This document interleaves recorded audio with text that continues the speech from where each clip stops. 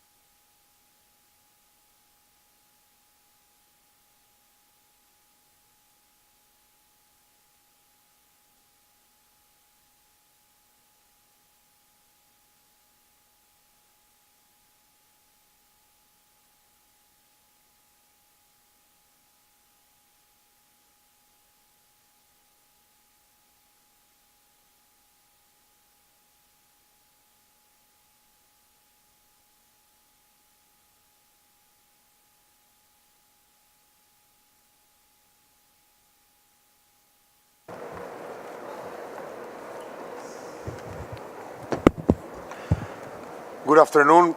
Let's go straight away to this afternoon's panel. And as you remember, and as we did in all the thematic sessions, and it worked very, very well, we always had one thematic expert that at the end of the 2 days or 3 days of work gave us his or her impressions from observing the whole work of the 3 days. And since it was really very good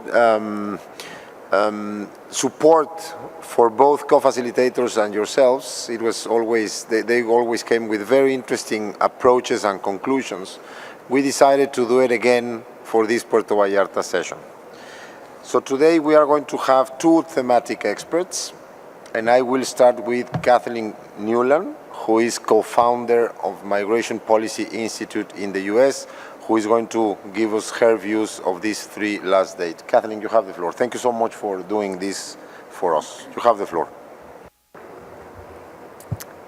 Thank you. It's wonderful to be back in Puerto Vallarta, 7 years after the 4th Global Forum on Migration and Development, and to once again enjoy the hospitality of the government of Mexico.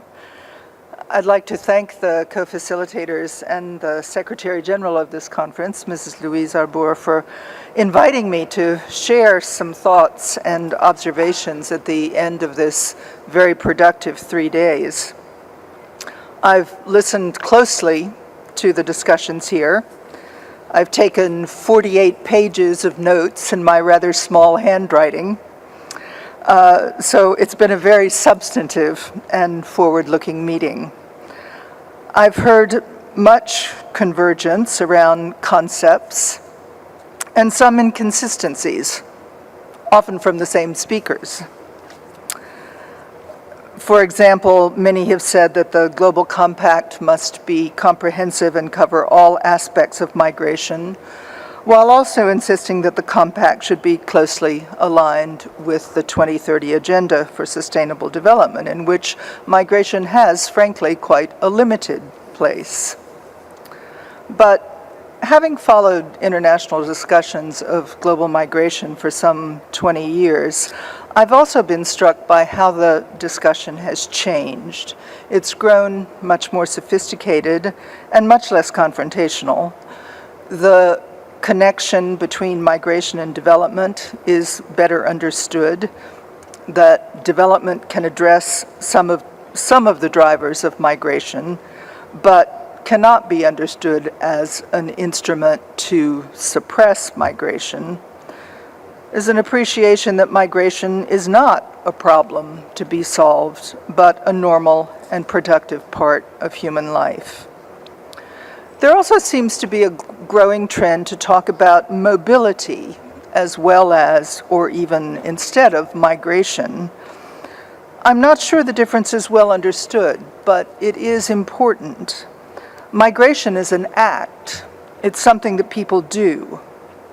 Mobility is an attribute. It's something that people have, the capacity to choose where to be.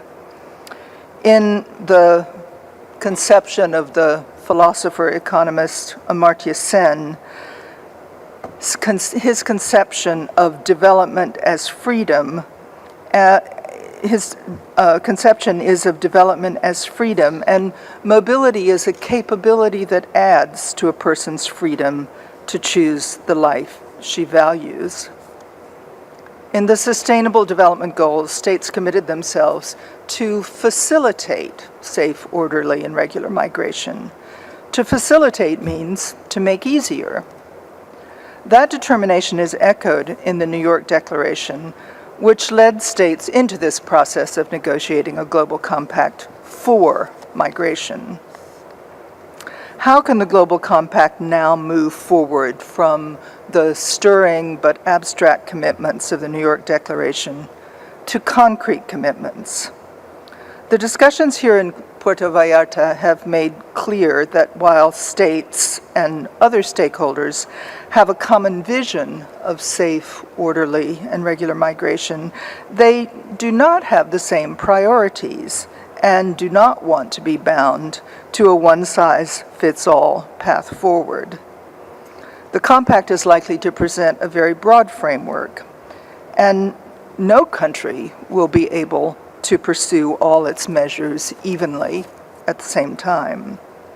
So the most realistic way forward for the compact would seem to be through a process of building coalitions of interested parties around shared priorities, voluntarily agreeing to take action together on specific issues that build toward the vision of safe, orderly, and regular migration, migration that's beneficial for countries and communities of origin and destination, as well as for people on the move. Some of these coalitions are already forming, and a few are already working.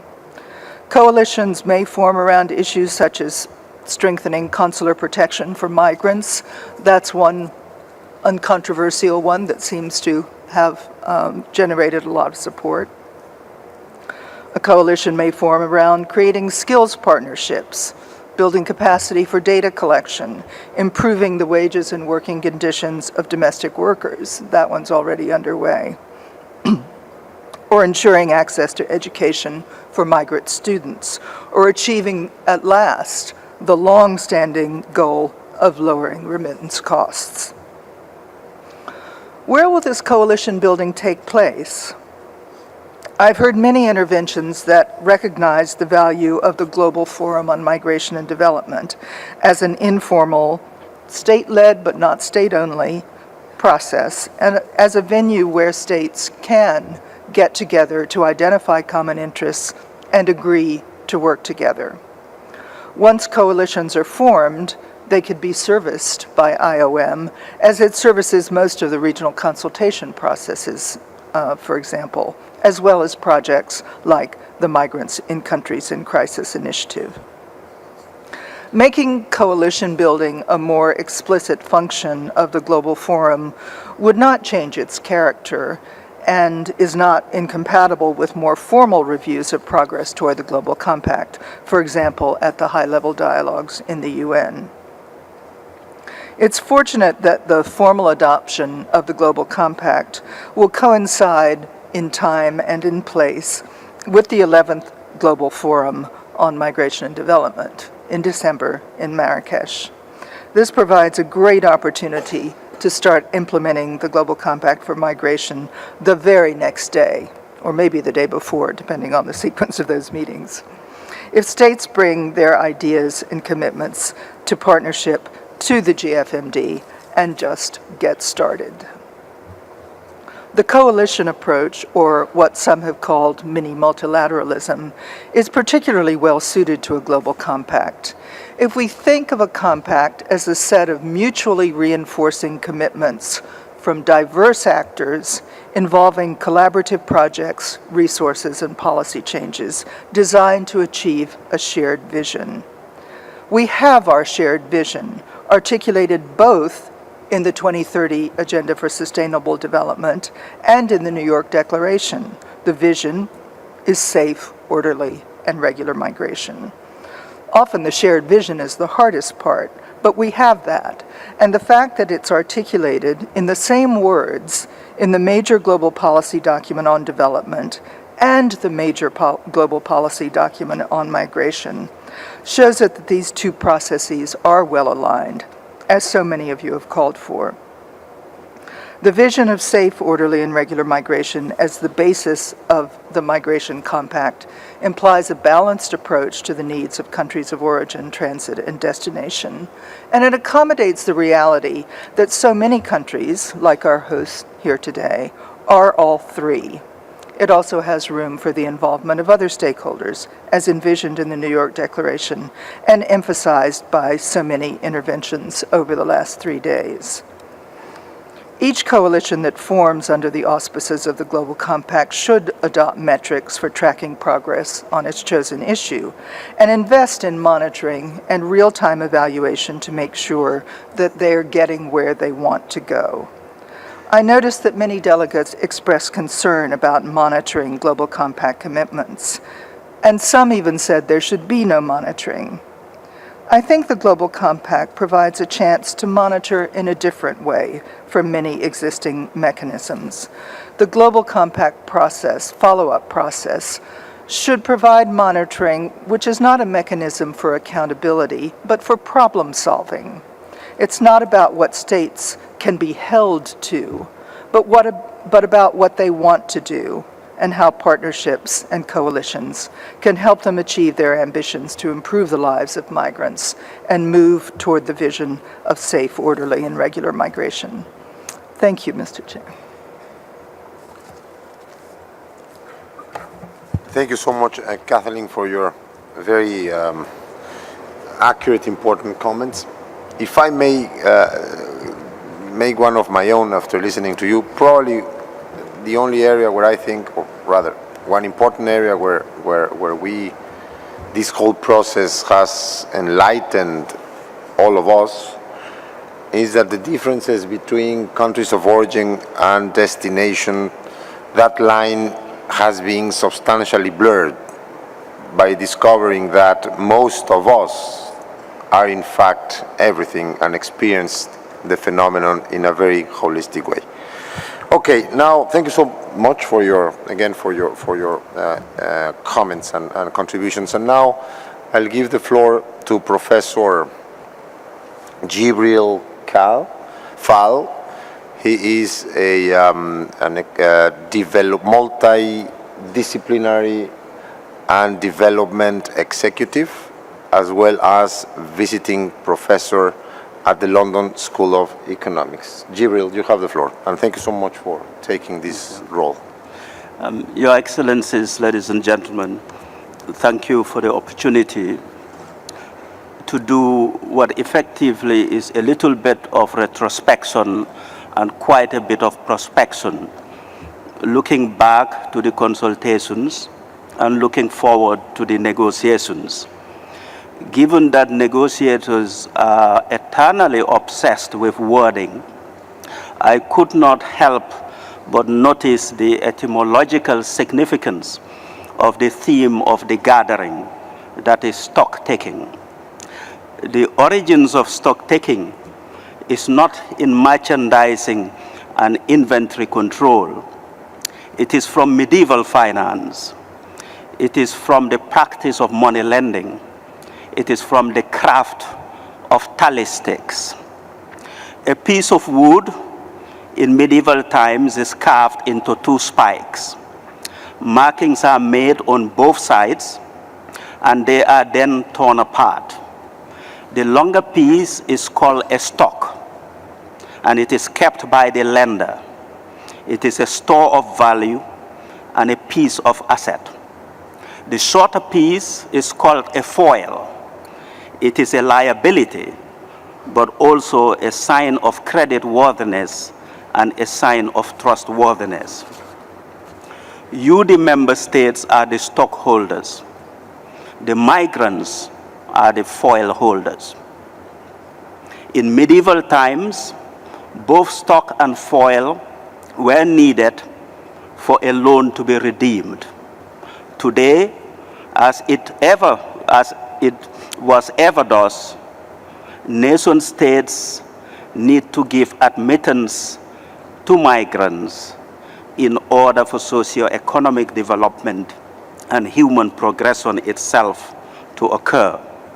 Sir, I beg for leave that in this stock-taking meeting that I focus on the foils, the missing pieces, the doubtful pieces, in the hope that it informs the prospective stage of intergovernmental negotiations. The New York Declaration, the Modalities Resolution, ask that the compact comprise principles and actionable commitments, such that for the first time in modern human history, there will be a framework that governs global migration. We have presented to ourselves a list, a compilation, a catalog that is long, varied, and diverse, pertaining to actionable commitments for safe, orderly, and regular migration. The list or the stock is a good one. It is impressive, and it bodes well that the imperative of operational excellence will indeed come to pass. The contested areas, the contested pieces that I observed include three things that I want to highlight. Number one, it seems that there is divergence on labor migration, on regularization, and on the negative perceptions of publics and policymakers. On labor migration, I want to make three short observations. If there was ever an economic concept that the world and people in every street in the world should know, is the lump of labor fallacy. It is not true that when migrants come into a labor force, the labor force remains finite, therefore everyone gets a smaller piece of it.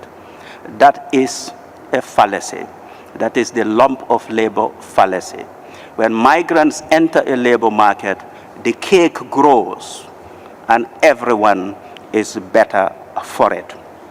Second observation is we heard about the FTSE 500, about 40% of it being created, companies being created by migrants. By the time you count the children of migrants, that number becomes very big. How many tens of thousands, if not hundreds of thousands of jobs they create? So on the one end, the highly skilled migrants, or the migrants who started low skill and grow into something else, can and are indeed job creators. But let's take the low-skilled migrants. I think we need to move away from this concept of the best and the brightest. Labor is labor. The whole world recognizes that we need labor. Unfortunately, we don't like the people that come with it. I think the narrative should be about hard-working migrants, not necessarily the best and the brightest. On regularization, it is almost impossible, in my humble opinion, that we can talk of safe, orderly, and regular migration without having to deal with irregularity and regularization. Indeed, I fully understand the moral hazard of floodgates argument, that if you regularize, you open up the floodgates for more irregular migrants. The evidence that this happens is not conclusive at all. But even if we err on the caution that it might be the case, there is indeed many possibilities of a technical fix. Perhaps we should be talking about not mass regularization, but methodical regularization. After all, very many countries, including ones that would say they are against regularization, do have ongoing program of regularization, either overt or covert. Now, after all, if somebody lives in a country for a given period of time, all of the human rights tenets that we subscribe to suggest that they need to be regularized so that their conditions are safe, that they live in an orderly manner, and that their children and descendants would be more productive citizens. And sometimes we are very worried about the huge difficulty of achieving this. But just think about it. Only a few years ago, many people would say that the kafala system or sponsorship, that you cannot touch that the Middle East would never consider thinking of ending that. Yet as we speak, we are seeing experimentation and attempts being made for progressive reform. Think about it. What conference on earth would have been able to convince country to take more than 1 million refugees as their share, where others would reject 10s or 20s. It wouldn't have happened in a conference. In reality, it has happened. And this is an opportunity, perhaps, to give gratitude and thanks to those countries that are host to refugees from all over the world. Then we come to the perception of migrants in a negative sense. It is indeed the case that perceptions are not formed by facts. They are formed by stories. And the story need not be true. So myth and mythology are extremely important to the human condition.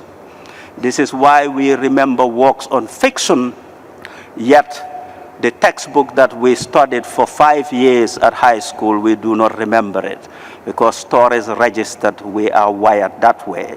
So I suppose what we need to concentrate is telling positive stories. Those who reject migration, whether the facts are there or not, they will not accept it. But for the policymakers and that category, they do need the facts for evidence.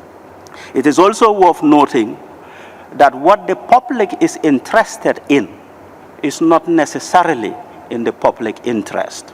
And this is where we've heard it from the SRSG and others, that in these critical moments, leadership is needed. And as Peter Drucker once said, a leader does the right thing. It is managers who do things right. And the Pope Francis have told us that we require for this compact foresight, compassion, and courage. Compassion for humans is needed irrespective of refugee status. And this is where an element of overlap happens. One does not have to be running to protect life, limb, and liberty in order to deserve compassion. Non-refugee migrants may be migrating to improve livelihood and lifestyle. What is wrong about wanting a better life for one's family? Nothing at all. And those two deserve compassion. I have, in my view, I think it is possible to get a compact that builds on what exactly exists, as we've heard from every member state, in a manner that prioritizes implementation. We are all prone to biases. I am urging member states to decide purposefully for an implementation bias, that on this compact, we are biased towards the likelihood of implementing it. I have, in a flippant moment, published a paper called Over-Principled and Underperforming. The United Nations is kind enough to put it on their website, and copies of it are outside. And in the back of it, I have suggested a format which, in my view, can give us a 10-page compact. A simple preamble, a simple statement that reaffirms every commitment that exists, not more than a paragraph that confirms everything that happens. Then it reaffirms existing agreements. Then we can examine our minds, we can examine our hearts, we can examine the state of our countries, and we can decide what new principles do we want to bring in the arena of global migration governance. Perhaps for the first time, the principle of regularization would be there, and member states can have a debate. Do you have to be in a country for 3 years, or 7 years, or 15 years to be regularized? But the principle may indeed be there, and it would be new. The act of underperformance, or the eventuality of underperformance, is not one of acts alone, it is one of omission. That is why I think there should be a short section on what I call commit to omit. There are certain things that happen in global migration that must not happen. For example, the detention of children. Why don't we have a short section?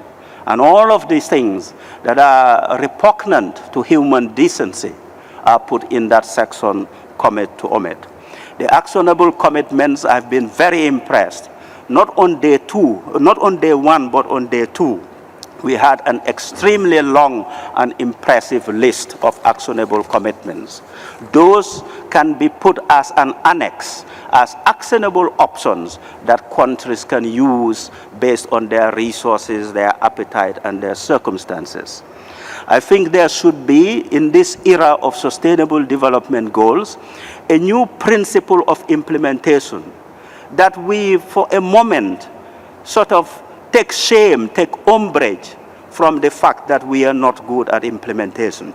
And we remember that every underperformance means lives being lost, opportunities being lost, and generations suffering. So a principle of adherence to implementation and operational excellence may indeed be important. We've heard earlier this morning from Colleen about review mechanism, that we should substantiate it perhaps with a migration facility. All of those operational structures need to be there so that we would announce our intent, our commitment to make sure that implementation happens on this basis. But I do agree with some of the things I've heard from member states about monitoring and evaluation. The only purpose, in my view, of monitoring in this case is so that we can improve. So we can do review, monitoring, and improvement.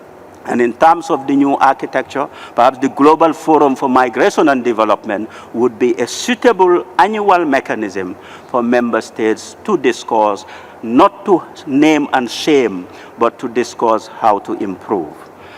Sir, thank you very much for the opportunity.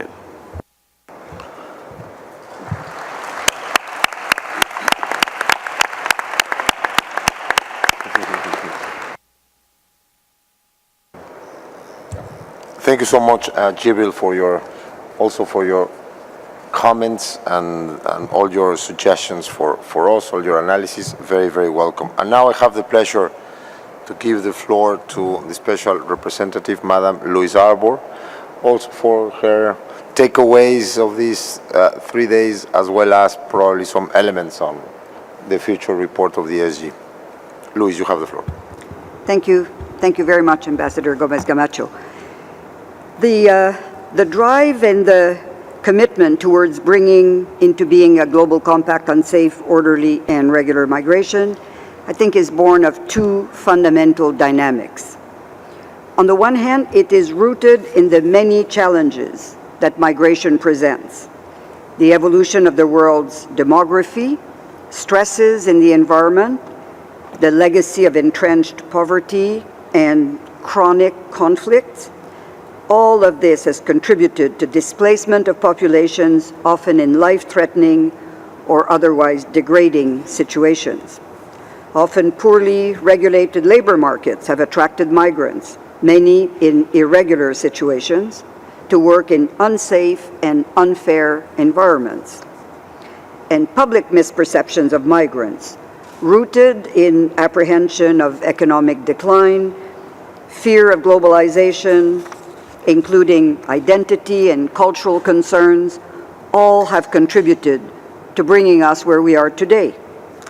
Meanwhile, in the course of this process, a different aspect of human mobility has emerged, one full of promises of better and more sustainable development, more attuned to international labor market needs and to the benefits of decent work standards for all, and more responsive to the needs of vulnerable and marginalized people, both migrants and host communities. So we stand today tasked with the mandate to weave these challenges and opportunities into a global effort to enhance state cooperation in the management of migration. The Global Compact will be a product of our time, a time of transition, of uncertainty, of both apprehension and excitement about the future. a time in which we are all still exploring the full implications of globalization and the technology revolution, and a time where we have consolidated the pillars of multilateralism, respect for state sovereignty, and enhanced interstate cooperation, pursuit of sustainable development, conflict prevention, and protection for human rights.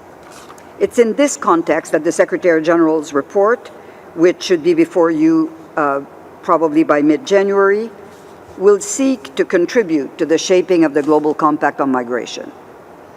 The report will be anchored in the themes that have emerged from the very rich formal consultations that have taken place so far, and also from the many equally enriching conversations in which we have all participated in the course of the last few months.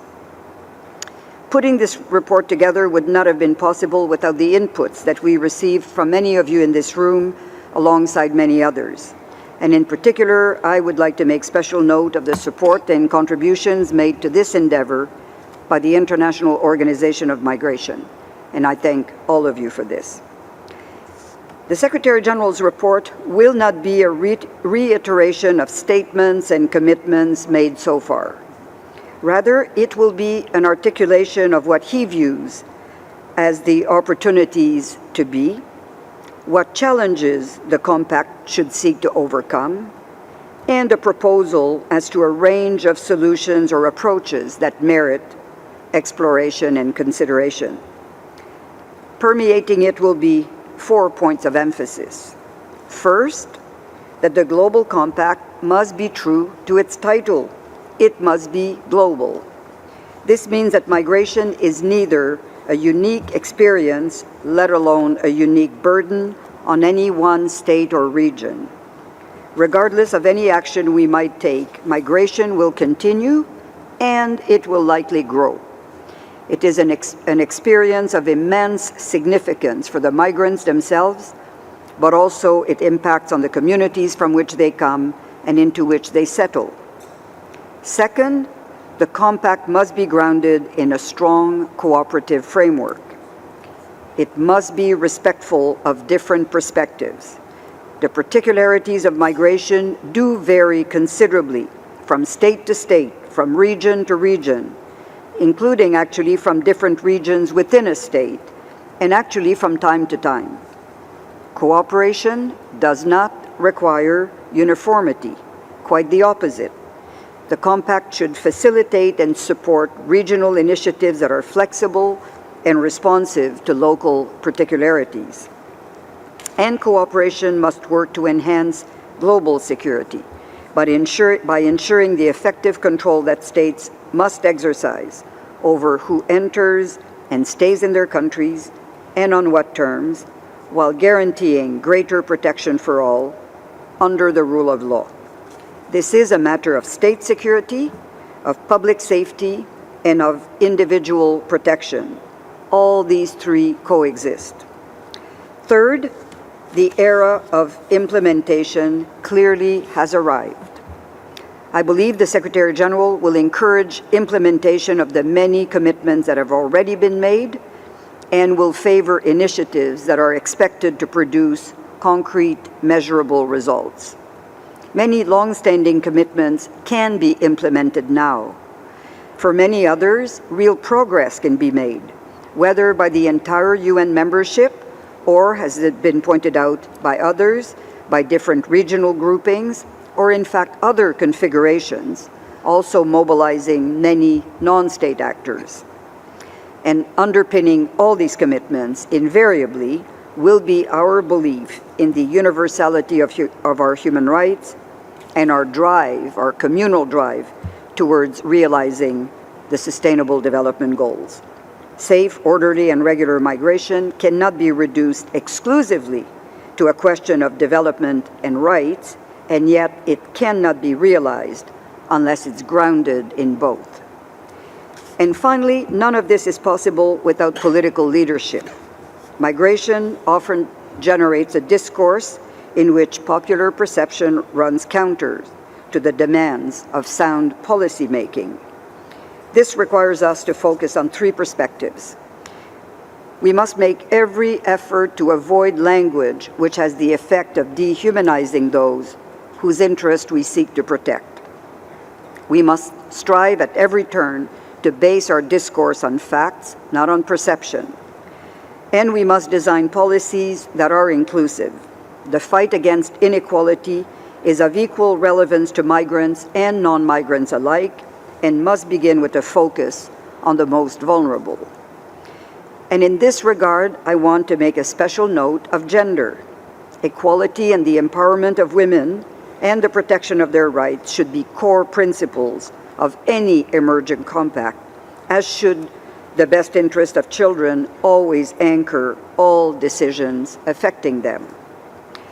The Secretary General will look at the situation of regular migrants, the majority, and how best to ensure that the vulnerabilities that they face are reduced and the benefits they bring with them and send home are maximized.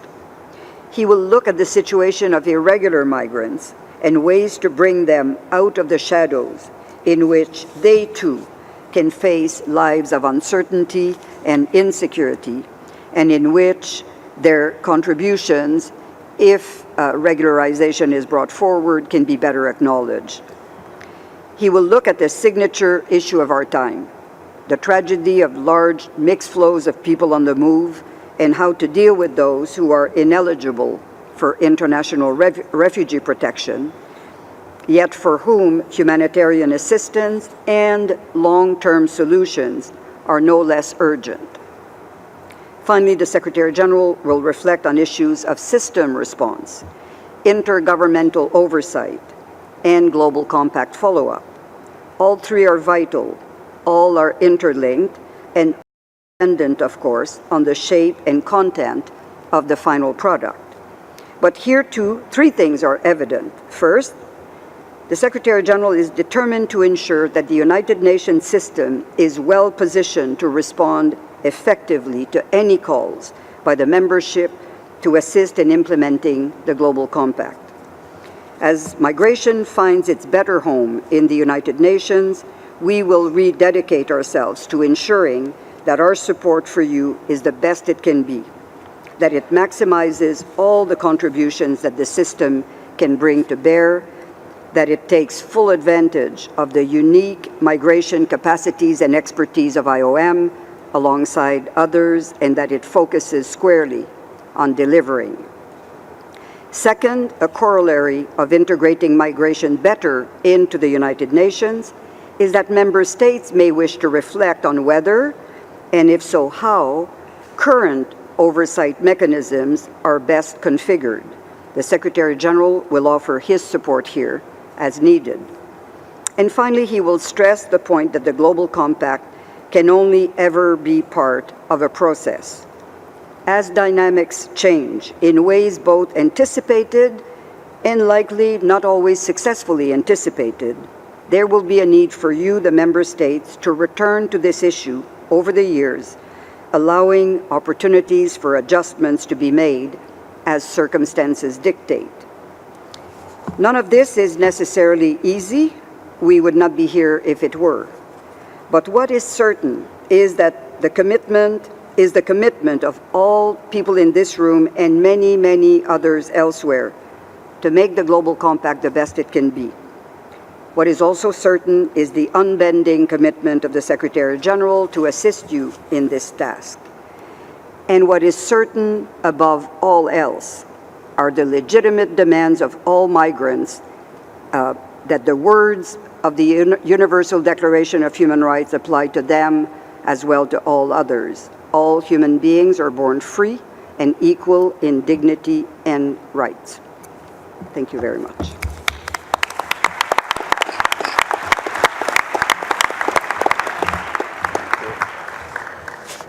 Thank you, Luis. As always, tremendously powerful and incredibly lucid, these words. Thank you very much. And now I have the pleasure to hand over to my colleague, Ambassador Lauber. Thank you much. Colleagues, we have some time left for concluding remarks from the delegations. I know it's very tempting to make more general statements again at this point, but we would once again plead with you to be short and succinct, raise some of the issues you were not able to raise over the last 3 days, and give us again specific pointers on your priorities and your proposals for the time to come. Also, I would very much invite you to stick to, if at all possible, to the 2-minute limit. We have a number of speakers on the list that were not able to take the floor this morning. Denmark, the Philippines, Cambodia, Bolivia, Italy, Guatemala, Costa Rica, Switzerland, and Turkey. If you ask for the floor and don't find yourself on the list I just read out, please press the button again and press it only once, because pressing it twice takes you on and off the list immediately. We're starting with Denmark. Ambassador, you have the floor. Thank you very much, Jörg, and thanks to the two panelists and to Louise for kind of rounding off in a very eloquent way, and we can follow a lot of those points that you made. Let me just, first of all, associate myself with what my colleague from the EU said earlier today, and absolutely also what he will say later on. But the few points from our side also kind of reflecting on what we have discussed the past 3 days. I think a lot of convergence, non-binding, non-legal character of the compact, full commitment, focus on drivers of migration, and in particular focus both on the regular migration and irregular migration, as also was mentioned by Louise. The obligations of all states in the different aspects, I think, was very important as well. And then I think, leading on from there, a point that was made already by Ambassador Schmidt-Brehme Monday, and somehow reflected also today by Louise Arbour. This is going to be a global compact, universal in character. Everybody has to be able to see its own, our own interests reflected. Everybody and therefore it also have to reflect the political reality of all member states. And this is one of the challenges, but I think that's something that we need to recognize from the beginning as well. And then perhaps a few comments on the follow-up that was that I didn't get to mention this morning. We agree on the leading role of IOM, but I think also this morning showed that there's a need for a lot more thinking on what does that mean and what does it mean when you talk about follow-up and monitoring. We agree that we should monitor mapping progress, and I would in particular echo what my good Australian colleague Gillian said this morning. We are at the moment working a lot, supporting the Secretary General in his endeavor to put reform through the UN system, avoid working in silos. So let's not create a new silo here. We shouldn't build up capacity, for instance, that the IOM has already, and they have a lot in this and a definitely leading agency. But likewise, we shouldn't build up capacity in the IOM that may already be other places in the UN system. So I think that's some of the things that we at least take from here, and just to assure you of Denmark's commitment to play and be a very constructive partner as we move ahead. Thanks a lot. Thank you much, Ip. I have the Philippines next. Okay. Thank you very much, Mr. Chair. Thank you very much to the distinguished panelists for your invaluable insights. The Philippines recognizes its international obligation to help manage the phenomenon of migration, knowing fully well that it touches the concerns and aspirations of countries of origin, transit, and destination. We are grateful for the space afforded by this meeting, which allowed us to refine our insights and collective learnings in the first phase of the GCM process, and which brought us into sharper focus the trajectory that we must take in order to achieve and arrive at an empowering framework for migrants and their families. As we discuss the way forward, we take this opportunity to re-emphasize 4 main points upon which we believe the GCM should be anchored. First, migrants must always be at the center of the migration discourse. The GCM must advocate the recognition of migrants as crucial enablers of development who have significantly contributed to countries of origin, transit, and destination. Moreover, preferential attention must be given to migrants who fall between the cracks, specifically those who are made vulnerable by circumstances or those who, for one reason or another, find themselves in precarious situations. Second, the holistic and human rights-based approach to migration must be pursued at all times. While specific priority rights may be peculiar to each region, like the right to legal and consular assistance, the right to medical care, the right to be registered at birth, and the right to return to one's state of origin, the inalienability and universality of human rights is guaranteed and must be upheld. Third, enlisting the support, cooperation, and commitment of all stakeholders is crucial. Towards this end, utilization of existing frameworks, processes, and mechanisms such as the Abu Dhabi Dialogue, Bali Process, Colombo Process, Global Forum on Migration and Development, the Migrants in Countries in Crisis Initiative, and the ASEAN must be encouraged. Moreover, as we have consistently said, the IOM, along with other UN agencies with migration-related functions, should have an important role in the implementation and review of the GCM. And fourth, the principle of shared responsibility and spirit of international cooperation must pervade each actionable and doable commitment. While GCM itself is intended to be non-prescriptive, each state, party, and stakeholder must be guided by the highest standard of ethical accountability. All must strive to achieve the highest deliverable framework of cooperation and commitments. Having been enriched by the diversity of perspectives and experiences shared during the stock-taking meeting, the Philippines reaffirms its faith and commitment to the GCM process and remains willing and ready to reinforce its leadership as appropriate. On behalf of the Philippine government, we'd like to express our gratitude to the organizers of this preparatory stock-taking meeting with the support of the government of Mexico for the excellent arrangements and generous hospitality. Thank you. Thank you very much. Cambodia is next.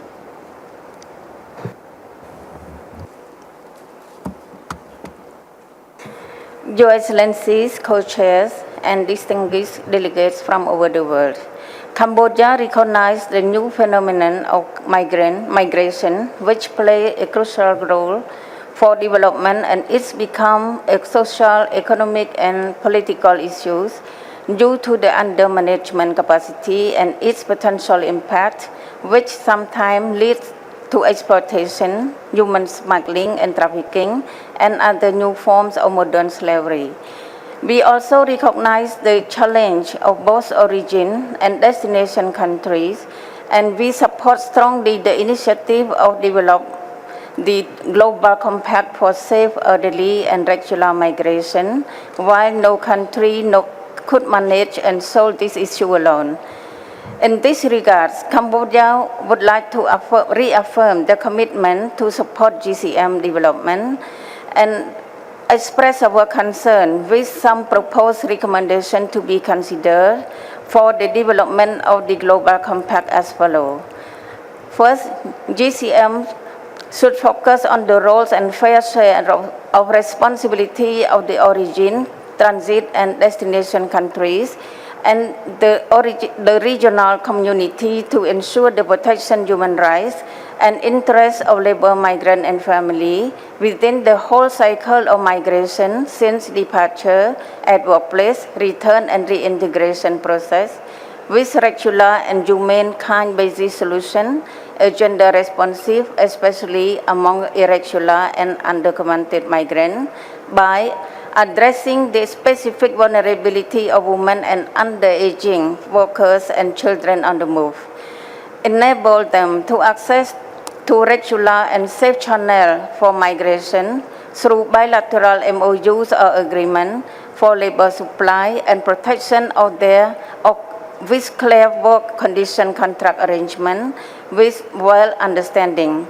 Second, address the impact of labor migration and decent work standards, including equal treatment in employment and other strategies for prevention, protection, and law enforcement to investigate and encounter related crime regarding against migrant workers, including smuggling, exploitation, and all forms of human trafficking. Third, migrant workers should be promoted by giving them proper skill development and recognize their experiences and skills made during their job performance. Fourth, migrant workers should be allowed to claim their rights protection, especially among skilled and low-skilled workers who are at risk and at hardship work, such as fishermen, and facilitate them for availability, access to full wage, appropriate services, and low-rate remittances. In addition, Cambodia recognize and support the role of IOM to well place in coordination and support the national, regional, and global mechanism in the follow-up and review the GCM to ensure that the process will be efficient and cost-effectiveness. Finally, Cambodia also like to highlight the needs of collaboration and support from the other UN agencies and international organizations who are keen and working actively on migration and anti-trafficking related issues in our region, as well as UN Act, a project of UNDP for anti-trafficking activities support in Mekong sub-region, as well as civil society who are working underground. Thank you very much. I have 26 speakers on the list. If we want to finish by 5:15, which we have to, you will have to limit yourself to about 2 minutes. I have the plurinational state of Bolivia next. Thank you, Mr. Chairman. I'm going to raise three proposals and put them forward as positions of my country. First of all, I must indicate that this process of dialogue and negotiation leading to the GMC has already produced a first substantive output because it has placed at the heart of global debate human mobility. Migrants, refugees stop being data's figures, floating life jackets as a result of our work. Rather, they are recognized as human beings and having inherent qualities. As such, they are seen as people that need to be protected, people that are fleeing from war, hunger, and climate change, phenomena which are the fruit of inequalities between states. The GCM recognizes the differences between refugees and migrants, and therefore we believe that the current migratory crisis is also an issue which should be tackled as a matter of life or death, for thousands of people, particularly women and children. In light of this understanding, the commitments we reach within the GMC need to go beyond being simply dead letter. They should achieve tangible form and feed into ensuring that refugees and migrants can fully exercise their rights. Sincere, committed, and effective dialogue means, and action indeed, means strengthening international and national legislative frameworks which already exist, but achieving what we need to achieve also means urging developed countries to accede to the International Conference on the Rights of Migrant Workers and Their Families. Bolivia, based on the belief that this is a gradual process, will not cease to call for a binding pact, the compact to be binding. There was the World Conference of Peoples for a World Without Walls, and during that conference Bolivia suggested that we should talk about a global compact on migration, only migration, rather than adding new things, because focusing on security and regularity means that we don't really tackle the migration focus and the human facet thereof. And we've spoken at great length about that. The Global Compact on Migration must absolutely consider the root causes of migration, and we cannot stray from that course. Finally, Bolivia believes that this meeting should include in its outcome document explicit references to the United States unilateral decision to withdraw from this position. At the same time, the GCM should state that all of the states that did come together within this forum reaffirmed their unstinting commitment to achieving results with this GMC. We believe that the Puerto Vallarta Conference should serve, among other things, as a springboard to ensuring that the GMC looks at migration as an opportunity which should be embraced rather than a problem which should be eradicated. Many thanks. Italy is next. Thanks, Chair. Buenas tardes. Primero quiero agradecer mucho. Good afternoon. First of all, I wish to warmly thank the Government of Mexico for the hospitality they've extended to us, and we thank them for their assistance during our work in Puerto Vallarta. Many thanks indeed. The Secretary General Representative, Madame Arbor, and the co-facilitators. They've done a great job, and they brought us here in Puerto Vallarta, I think, with a great experience and with great contains. First of all, let me express the support of Italy to the positions of the European delegation expressed during these days, but I also refer particularly to the position that has been expressed this morning about implementation. I refer in particular to the non-binding nature of the GCM, to the need to avoid duplications and to keep the exercise into the UN fora, and the leading role of IOM, all all topics that we fully support. I think something we all have agreed during these discussions is that migration has been a fundamental part of human development through history, but as assumed now, a very different and unprecedented dimension. For this reason, in order to improve migration governance, the Italian vision is to shift the focus on human mobility from an emergency approach to an encompassing and long-term one. In managing human mobility, Italy embraces two main principles. The principle of shared responsibility. Italy promotes a common responsibility in managing the flows to ensure a safe and orderly migration, in protecting people on the move, and in particular the most vulnerable ones, such as women and unaccompanied minors, also through humanitarian corridors. The principle of partnership is also very important for us among countries of origin, transit, and destination, all the actors along the migration chain, to address the global phenomenon in a comprehensive way. We'd like the GCM to pursue three main pillars: human rights, to be human rights centered, and to guarantee human rights for all those in the move. The nexus between migration and development. Development cooperation strategies should be interlinked to the national migration policies. A balance between the right to mobility and the right of states to determine criteria for the admission of people in their territories, combining solidarity and security. The objectives that we'd like also to pursue through the GCM are therefore investing in countries of origin and transit on the basis of specific partnership arrangements, financing sustainable projects with high social and economic impact, since development is key to address the root causes of migration. Thank you very much. And protecting the most vulnerable among people on the move, and valuing the positive aspects of migration also into our countries. Thank you much. Guatemala is next. Co-facilitador.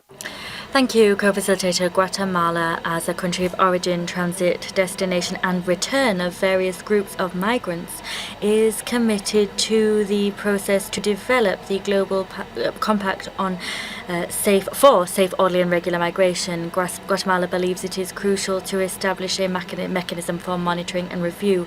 In this connection, we believe that the International Organization for Migration should be the body responsible for the implementation, monitoring and evaluation of the GMC.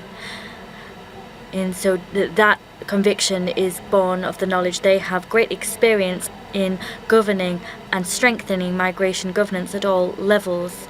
And in other areas of migration policy, the GMC reaffirms the universal nature of human rights as well as their inalienable nature for migrants.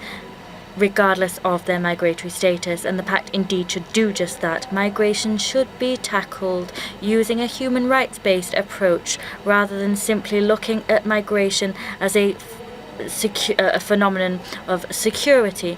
Institutional and intersectorial bridges should be built so that we are able to continue working at a national, regional and global level. We should always remember that at the center of our negotiations should be the principle of protecting the human person, migrants more specifically, particularly women, children and unaccompanied minors. Thank you. Thank you very much. Costa Rica is next.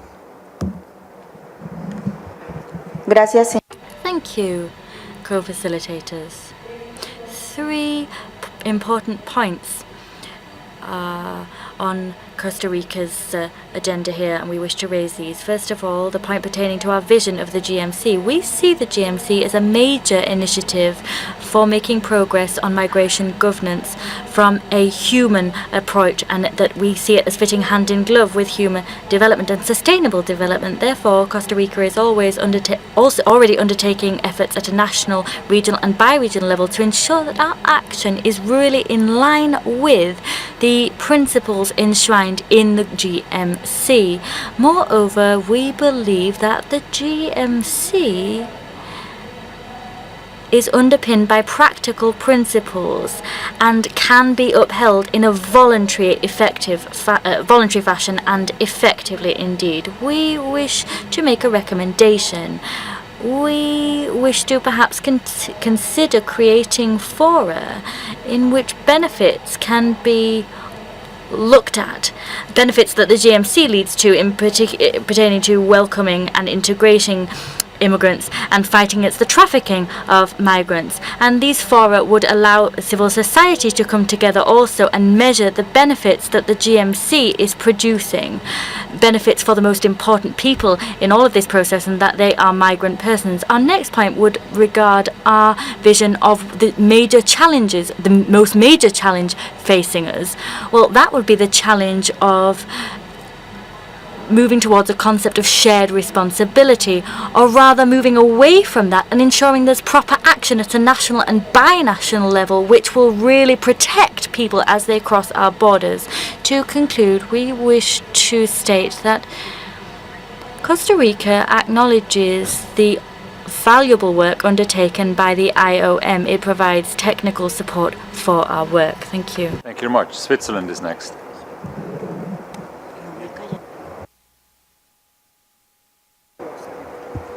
Thank you very much, Mr. President. Let me return back to this morning's discussion on follow-up and review. I join others regarding using existing structures, and to save time, I simply refer to the statement made by Germany regarding the role of the GFMD, the high-level dialogue, and the important link and alignment with the HLPF, all points that we fully support as well. A comparative follow-up and review architecture should foresee processes at all levels. Regional processes should therefore reflect the important role played by RCPs, but also other regional bodies. At national level, follow-up and review should be done through a whole-of-government approach that includes subnational and local authorities. Third, both the implementation and review of the GCM requires the UN, which is fit for purpose. Let me reiterate the significant role the IOM should play as a primus inter pares, as mentioned by many other delegations throughout the day. It is a system that also should recognize the comparative advantage of other international organizations such as the ILO on labor migration, an area of pivotal importance for the Global Compact. Fourth, we see the Global Compact implementation as a space for partnership, innovation and hard work by all stakeholders.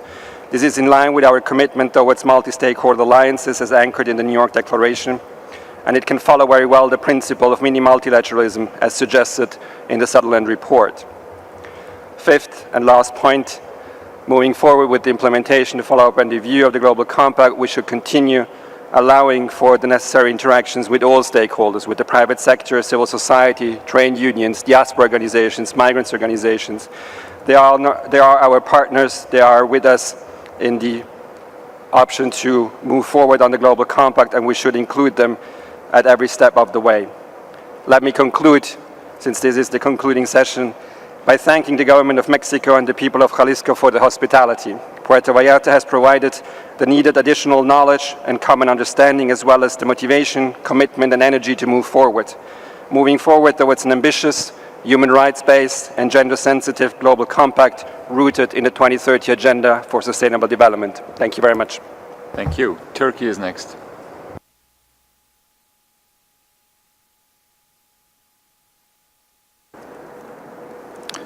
Thank you, Jörg.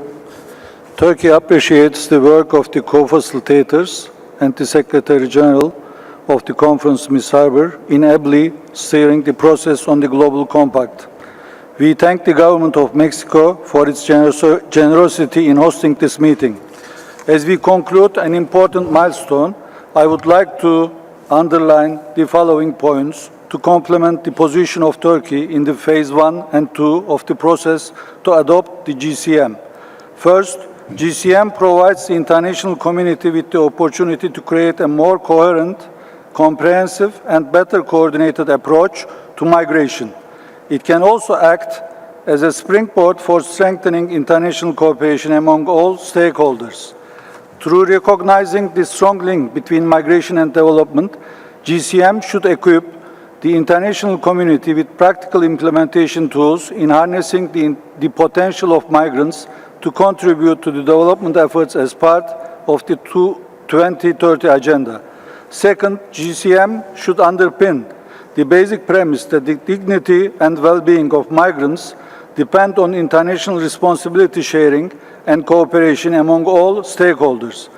The issue of migration needs a far more comprehensive human rights-based approach. It's essential to instill the idea that migrants are not viewed as plain commodities or factors of production, but human beings with rights. In this respect, GCM could have the potential to make a real difference to the lives of some of the world's most vulnerable people. The Compact should underscore our collective commitment to eliminate religious and ethnic discrimination, racism, xenophobia, and our pledge to curb migrant smuggling and eliminating human trafficking and create an atmosphere of tolerance. Third, through GCM, we should aim for a step change in migration through a whole-of-government approach and a whole-of-society concept. Moreover, through GCM, we should be able to set guidelines on gathering and using data on migration to achieve sound analysis and policies. Last but not least, another aspect of the GCM should be about addressing the root causes of irregular migration. It is of utmost importance to support peace processes and promote peaceful settlement of disputes in conflict-affected areas. Stepping up humanitarian aid and development assistance in the countries of transit and origin is also more than necessary. Mr. Chair, as underscored by the Secretary General of the Conference, Ms. Harbour, we all need to push for a more forward-looking and positive understanding of migration and mixed flows.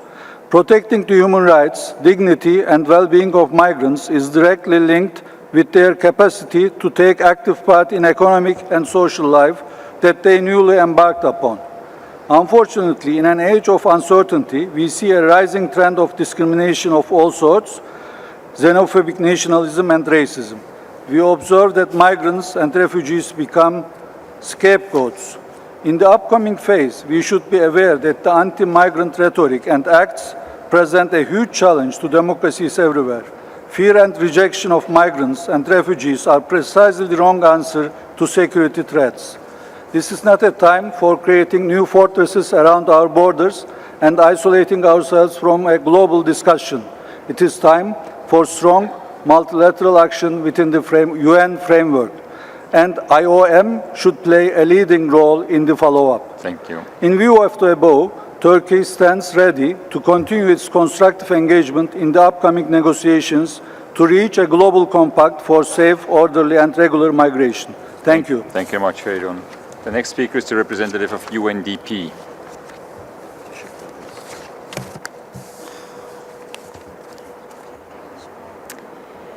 Thank you, Chair and the panel, for giving UNDP the opportunity to contribute to this debate.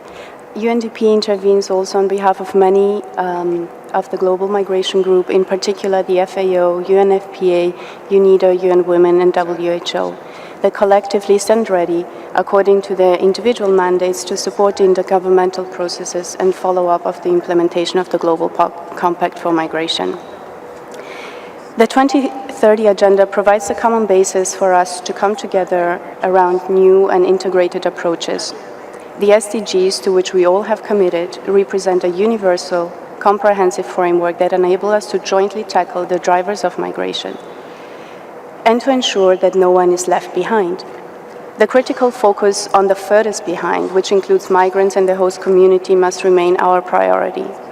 The Agenda 2030 challenges us to work in partnership through integrated approaches that achieve the ambition of leaving no one behind. Working together, we can find sustainable solutions for migrants wherever they are. For UNDP, addressing the drivers of migration is to improve people's lives in countries of origin, transit, and destination. We can only achieve this through partnership and collaboration with member states, UN partners, the private sector, and civil society organizations. We also believe that existing frameworks such as the International Human Rights Standards, the Sendai Framework of Disaster Risk Reduction, and the Paris Agreement can help us and guide, accelerate the follow-up and implementation of such a compact. Briefly, from a development perspective, we know that poverty, unemployment, weak governance, inequality and discrimination, climate change and environmental degradation, and violent conflicts are some of the major drivers of migration. Addressing these drivers requires sustained and integrated approaches to sustainable development. Based on our practices, we would like to make some observations to support the efforts of the Compact and the international community. Focus on sustaining peace and building resilience, conflict prevention, mediation, together with early warning and response systems to foster reconciliation that enables people to enjoy their human rights, freedom, security, economic opportunities in countries of origin. Strengthen good governance and the rule of law. Address structural inequalities, promote inclusive growth, employment, sustainable industrialization, livelihoods and agriculture, health, as well as climate mitigation and adaptation. These are long-term investments that are critical in people's decisions to migrate. Excellent. Thank you so much. The next speaker is the representative of the International Organization of Employers.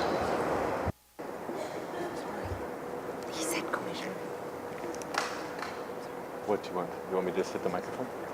He's sitting here. There you go. I don't hear it. Okay. Is it on? Yes, sorry. Thank you. I'm Gary Slayman, a partner in a large multinational law firm, and I've been actively engaged on behalf of the GFMD business mechanism in contributing to the GFMD and to the recommendations to the Global Compact on Migration. I want to say how pleased the private sector is to have had the opportunity to submit detailed recommendations and targeted actions, which we concluded in September of this year. We were especially gratified that many of the recommendations were included in the GFMD's input to the Global Compact this November 22nd. As we are now addressing a state-led follow-up mechanism and potential partnerships, I would like to note that the GFMD business mechanism, led by the International Organization of Employers, is a trusted forum for the private sector and should continue to be relied upon for its expertise in the next period of consideration and ultimately in the implementation and follow-up phase described here today. Let me just conclude by noting that the many government and other comments today that recognize the private sector as an integral and important partner for the follow-up process. We look forward to continuing to work together. Thank you. Thank you very much. We'll continue with the next group of speakers: Panama, Spain, Eritrea, Sudan, Peru, and New Zealand. Panama, you have the floor.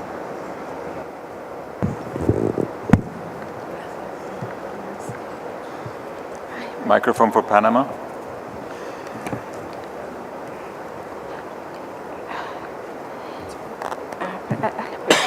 Panama, you ready to take the floor? Buenas tardes. Good afternoon.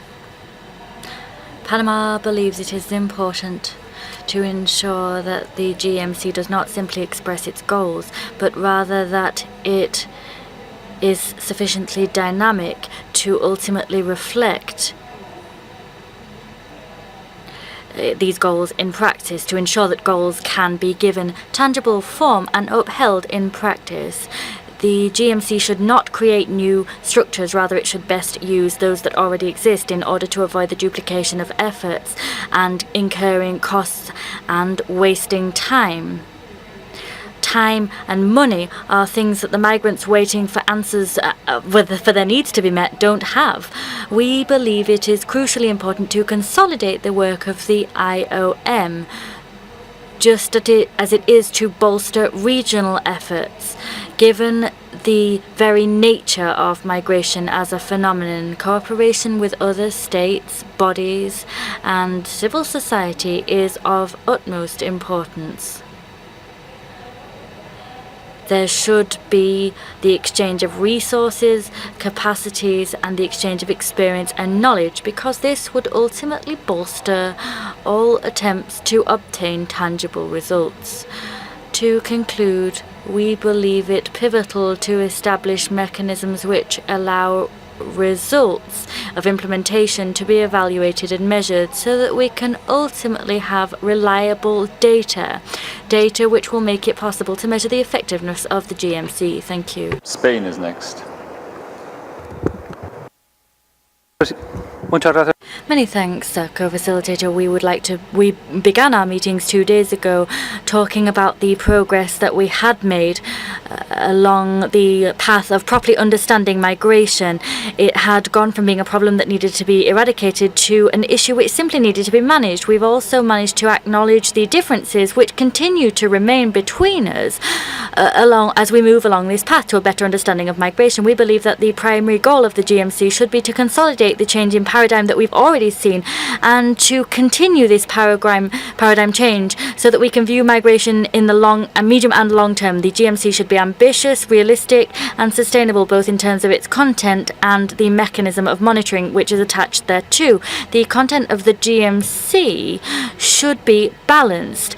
The content should be content that we're all comfortable with in terms of being able to implement it. Countries of origin, destination, and transit all need to feel comfortable with what's in the GMC, but migrants should feel comfortable with what's in the GMC because they always should be at the heart of our concerns, as should the respect of their human rights. Nevertheless, there does have to be a balance in the GMC between solidarity and responsibility, between rights and duties, between protection and security. We cannot, and this is crucially important, cease to aspire to ensuring that to migrate in the future is a choice rather than an obligation as a result of causes beyond his control.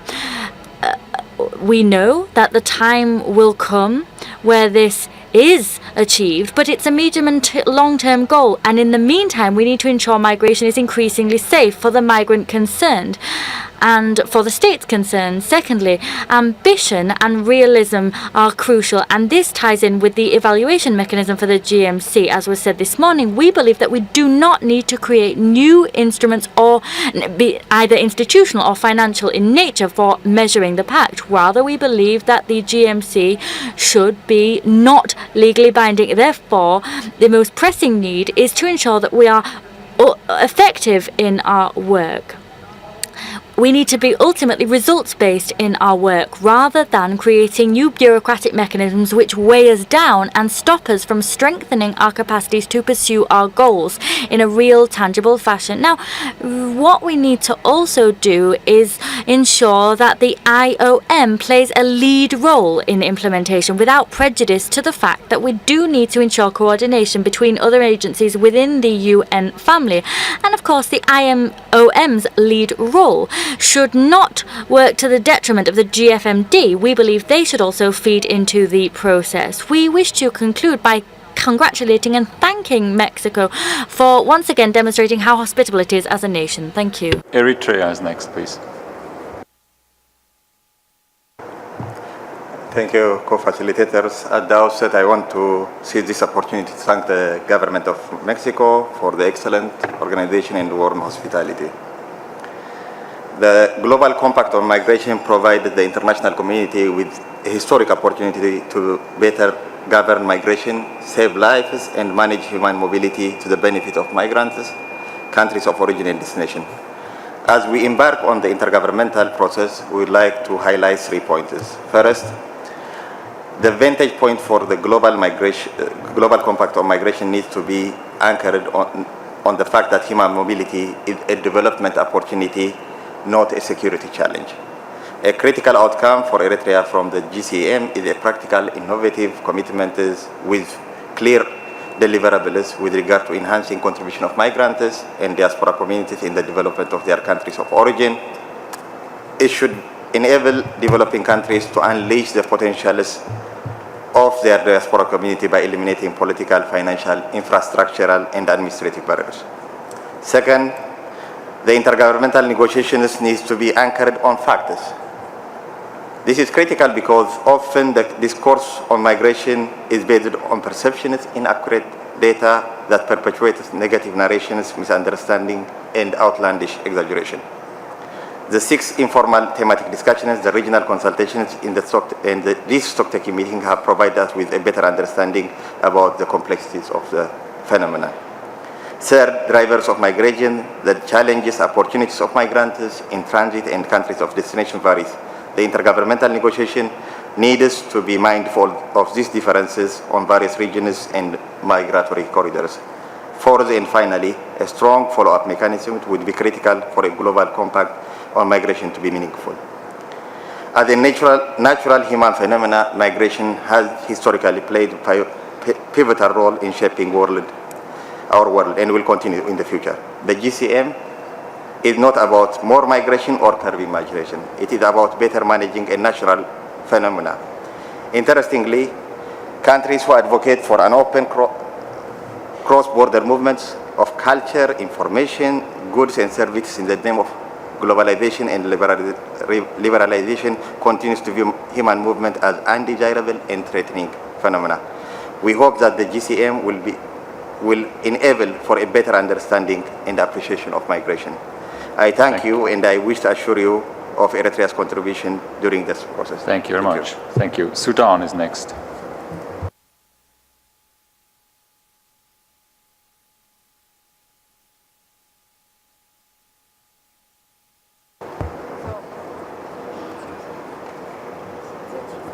Microphone for Sudan. Are you asking for the floor?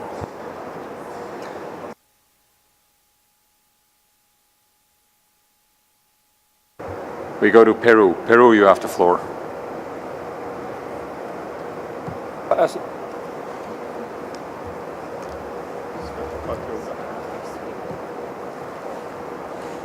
would love to, but I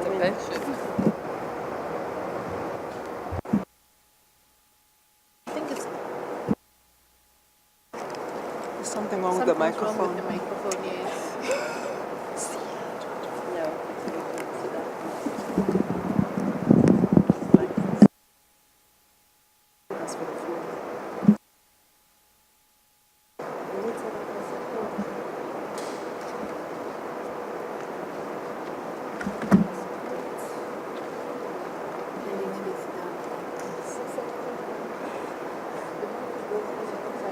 Can we have the microphone for Peru and we try to see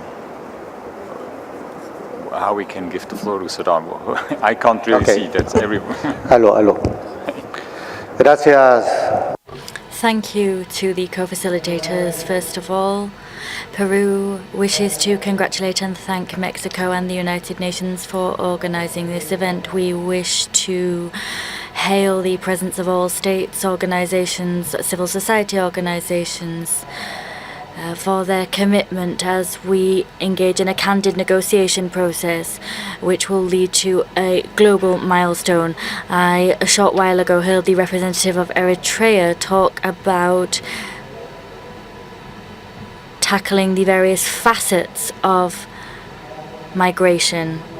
And against that backdrop, it is pivotal to tackle the issue of migrant workers.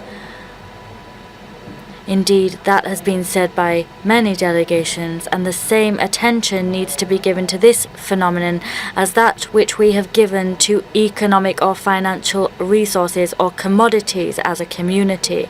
We need to adopt that focus if we are able to deal with the realities of the global market.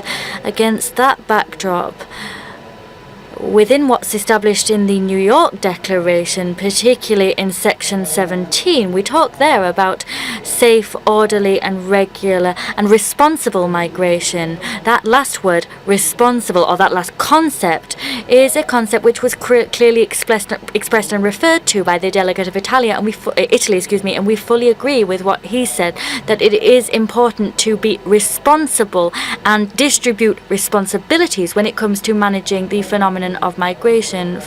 If we're to adopt this approach, or when it comes to adopting this approach, we agree with many states when they've said that we need to ensure the participation of the IOM, because they've got more than 60 years of experience and have witnessed and managed many migration processes across the world, and they've particularly been involved with the Latin American continent, particularly during the South American conference, on migration. In light of all that experience, we would say that they should play a leading role rather than further weighing down the international institutional architecture with new mechanisms. We've already got the IOM, we've got the OAS, and we've got other organizations directly linked to migration because they manage travel documents and deal with border control systems. There's also the ILO that work on the working rights of all migrants and their families. For this reason, we believe that the IOM should and can monitor and support the implementation of the pact and work in a cross-cutting fashion with other United Nations agencies that work on migration in all its complexity.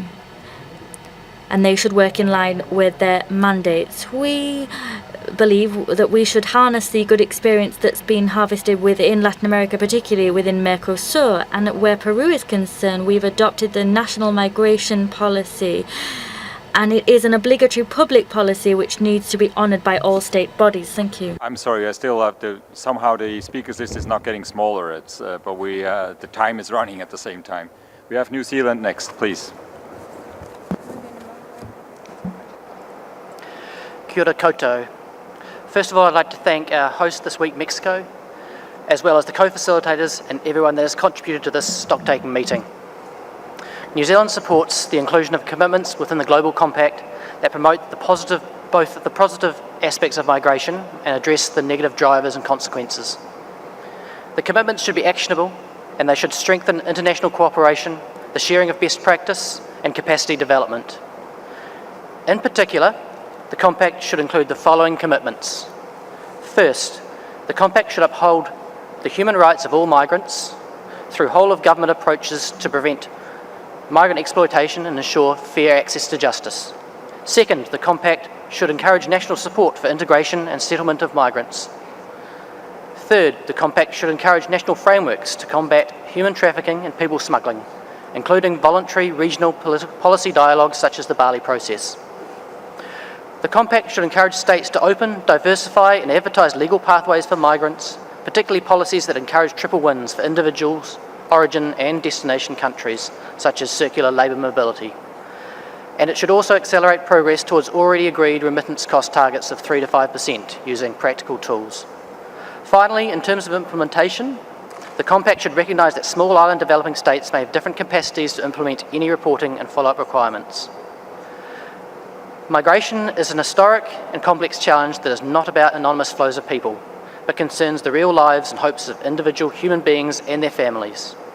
Some migration flows may result from chaos and upheaval, but properly managed, migration can and should be a source of enrichment for us all. This is the challenge before us today and over the coming months. Thank you. Thank you very much. UNHCR is next.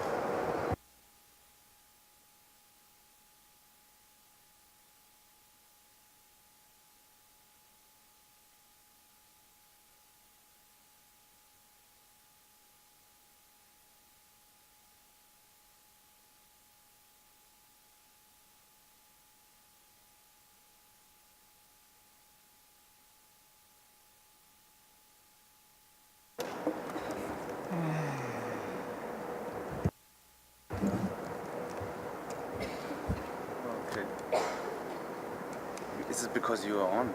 No. You block it.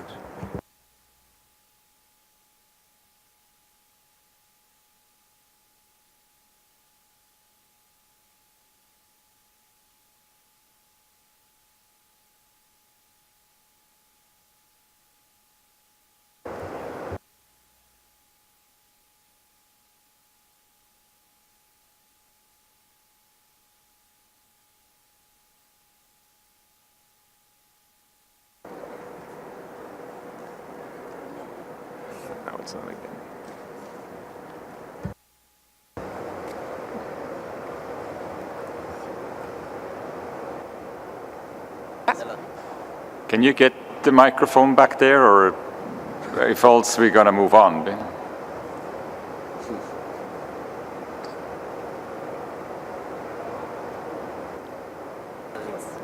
Thank you very much, Mr. Chair, and sincere apologies. That was not an attempt on UNHCR's part to sabotage the smooth running. We had a technical error back here of the table. Thank you for the opportunity to contribute to the free-flowing exchange of ideas at this key stage of the process. The deliberations of the past 3 days are noteworthy for the focus on our collective shared purpose of building on the momentum created by the New York Declaration. The strength of support for human rights, regardless of an individual's migratory status, is hugely important and something that needs to see its articulation in the Migration Compact and its full realization in practice. We very much welcome the call for more regular migration pathways, including expanded labour mobility schemes in line with ILO standards, and the critical link to data with a forward-looking view that considers demographics and labour market forecasting, for example, could help to concretise some of the broad commitments we've heard here. Other forward-looking perspectives that could be usefully considered in the Global Compact on Migration include climate change adaptation, planned relocation as a last resort, or more broadly, proposed strategies around disaster risk reduction. We have listened carefully, Mr. Chair, to comments made here on the complementarity between the two compacts. UNHCR is committed to identifying, promoting, and implementing good practices that address issues of common concern to migrants and refugees, particularly in settings of mixed movements. The Global Compact on Migration has great potential to reinforce the response to immediate needs and rights, including by promoting protection-sensitive border management systems and safe and dignified reception conditions.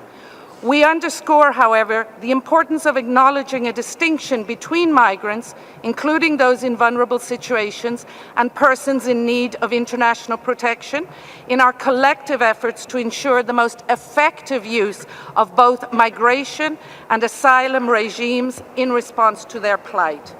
We recognize that return and readmission of persons who do not meet entry requirements and are not in need of international protection must be addressed in accordance with human rights standards and in line with the obligations of states to readmit their nationals. Thank you very much. We have at the same time advocated for careful consideration of alternatives to return for compassionate and practical reasons. Thank you very much. The next speaker is the representative of International Catholic Migration Commission. I can't hear. Yeah, thank you very much. I'm very happy to go after UNHCR and the presentation that connected to the Special Representative's emphasis on the importance of mixed migration and getting the broad range of protection correct across the two compacts, making sure that they work together, not only in complementarity, but in cooperation and implementation. Welcome very much the Special Representative's phrase that we're entering the era of implementation, and we would add in cooperation of a multi-actor kind. The solutions we look at together in this compact, as in the Compact on Refugees, can express a shared interest, taking forward rights, development, social cohesion, and alternatives to chaos. Many of these solutions exist. What the Global Compacts need to do is not reinvent the wheel. They need to get it rolling. ICMC is happy to be one of a full range of civil society organizations and networks organized on this Global Compact across global, regional, and national levels. We are connected and have collective voice, much of it expressed in the Now and How 10 Acts for the Global Compact document that has 200 civil society organizations signed on so far. Taking solutions forward and mechanisms that take the New York Declaration forward, this document presents a graduated timeline that we thought actually was missing in the New York Declaration. last year, a timeline reasonable for us to work at implementation and cooperation. It presents four processes that should take place over the next 2 years on some of the harder issues that we're probably not going to finish by the time negotiations are done in July. Return and readmission, regularization, migrants in vulnerable situations, and climate-induced displacement. And last, a reflection of civil society on governance.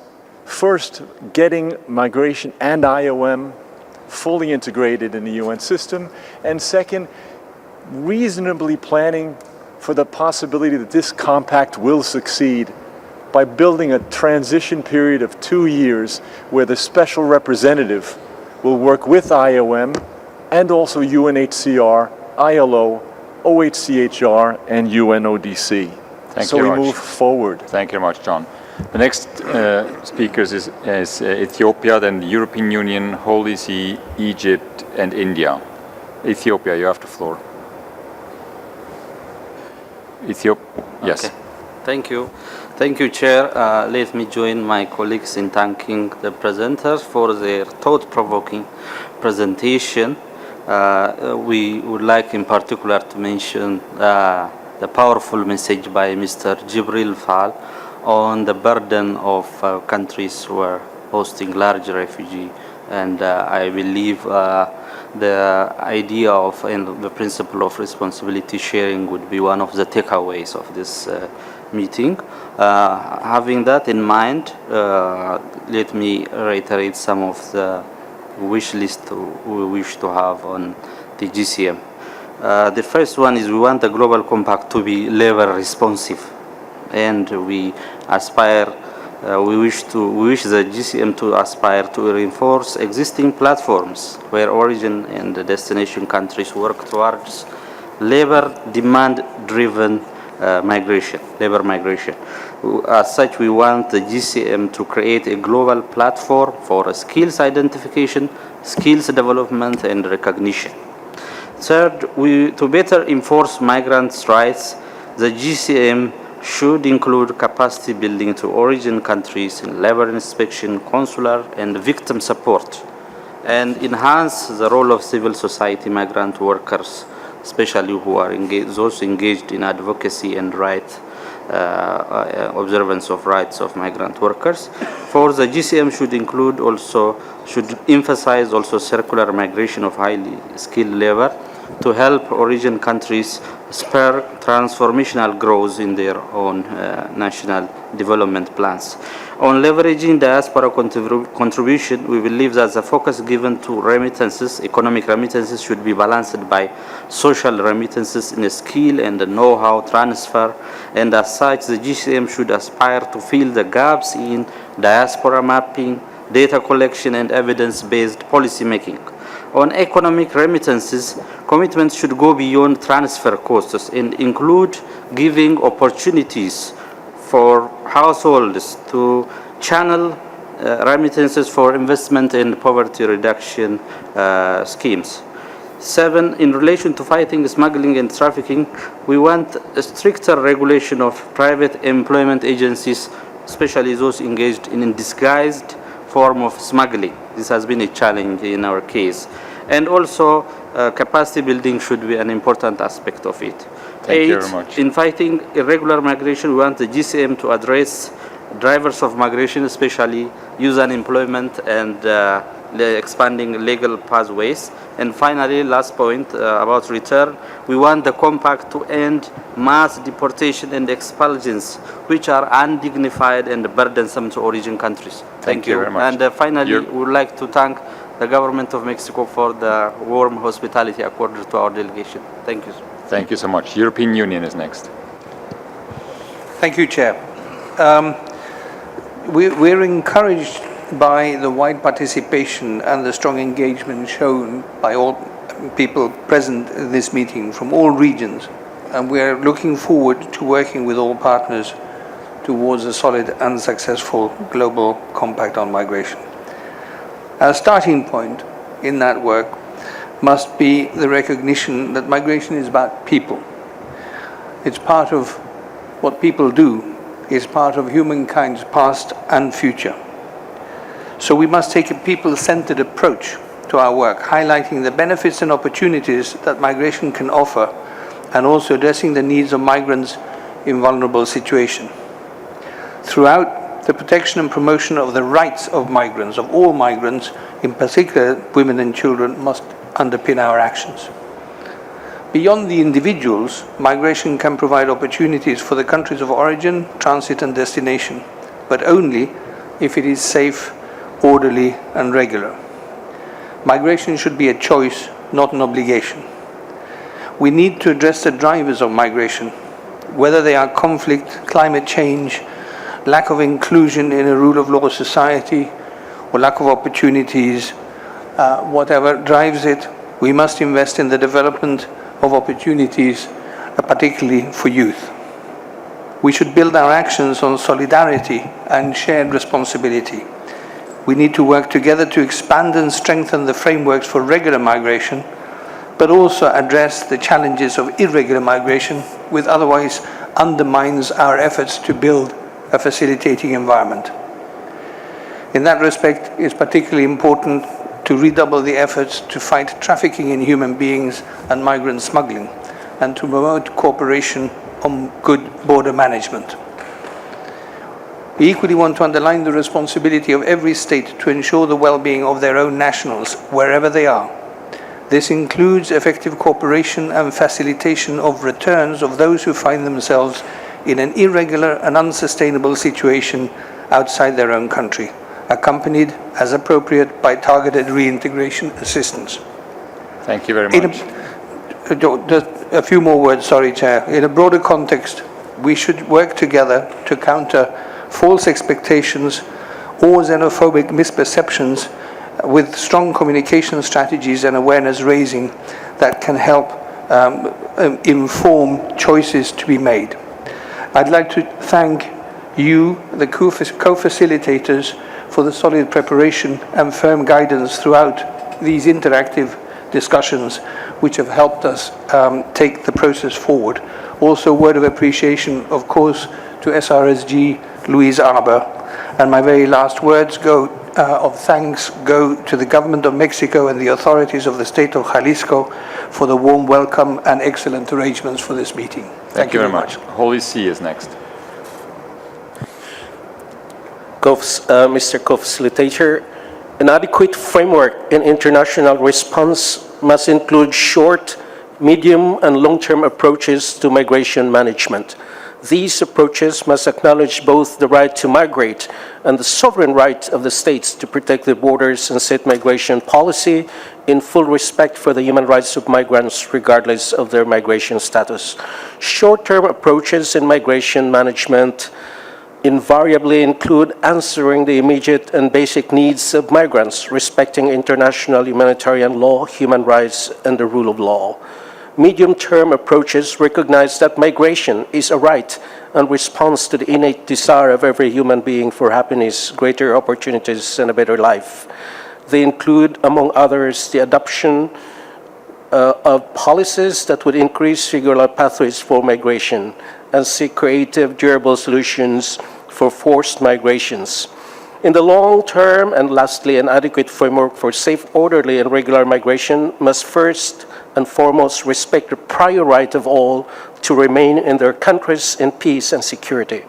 Migration should not be a desperate necessity, it should be a choice.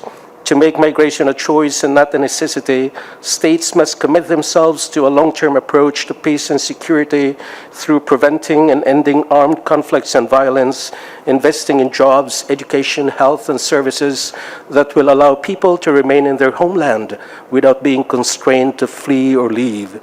In the spirit of compassion, Pope Francis invites us, let us embrace all those who flee hunger and war or are forced by discrimination, persecution, poverty, and environmental degradation to leave their homeland. Migrants are in search of peace and security, development, and the full enjoyment of their rights. Let us work to ensure that the Global Compact on safe, orderly, and regular migration will make these United Nations pillars its very foundations as well. Thank you, Mexico. Thank you all. Thank you very much. Egypt is next. Thank you. Allow me at the outset to extend my thanks to the two co-facilitators for their excellent stewardship of the process, as well as to reconvey our sincere gratitude to the government of Mexico for hosting this very important stock-taking meeting. Egypt attaches great importance in the elaboration of the Global Compact on safe, regular, and orderly migration. As explained in our numerous interventions over the course of the past few days, Egypt looks forward to a compact which is action-oriented, concise, and non-legally binding, that can provide overall guidance on migration governance. The guiding principles of this compact should be a reflection of the global commitments enshrined in the 2030 Sustainable Development Agenda, as well as the New York Declaration on Refugees and Migrants. Meanwhile, the actionable commitments should be a practical elaboration of these global consensus-based standards. Egypt regards the nexus between migration and development as a crucial component of the discussion. Thus, we affirm that states should deliver on their commitments in the areas of official development assistance, international cooperation, technology transfer, and sustainable investments, in the areas of job creation, education, healthcare, among others, in countries of origin. Egypt also attaches equal importance to the safeguarding of the rights and dignity of migrants, as well as to transforming the commitments to facilitate legal pathways for migration into reality. With regard to the frameworks for follow-up and review of the Global Compact of safe, regular, and orderly migration, we should consider the optimal utilization of the existing intergovernmental institutional frameworks and architectures. The process needs to be effective and coherent in a manner that ensures a sound implementation of the Compact. Periodic national self-assessments and multi-stakeholder consultations should also be promoted. Migration, being a cross-cutting theme mainstreamed in the 2030 Agenda, should always deserve its fair share in the follow-up and review of Sustainable Development Goals. These follow-up practices should be supported by a delicate facility of technical cooperation and capacity building, particularly for developing countries, as well as wide dissemination of best practices at the national, regional, and international levels. Finally, the IOM, being the specialized agency dedicated to migration issues at the UN family, should naturally play a leading role in this follow-up and review process. Any follow-up and review should be state-led and intergovernmental in nature and supported by the UN Secretariat based on core budgetary resources. Other formal and informal arrangements, including the GFMD, are encouraged to continue to engage and contribute to the post-compact stage. Thank you very much. Thank you. India is next, followed by Uruguay. India, you have the floor.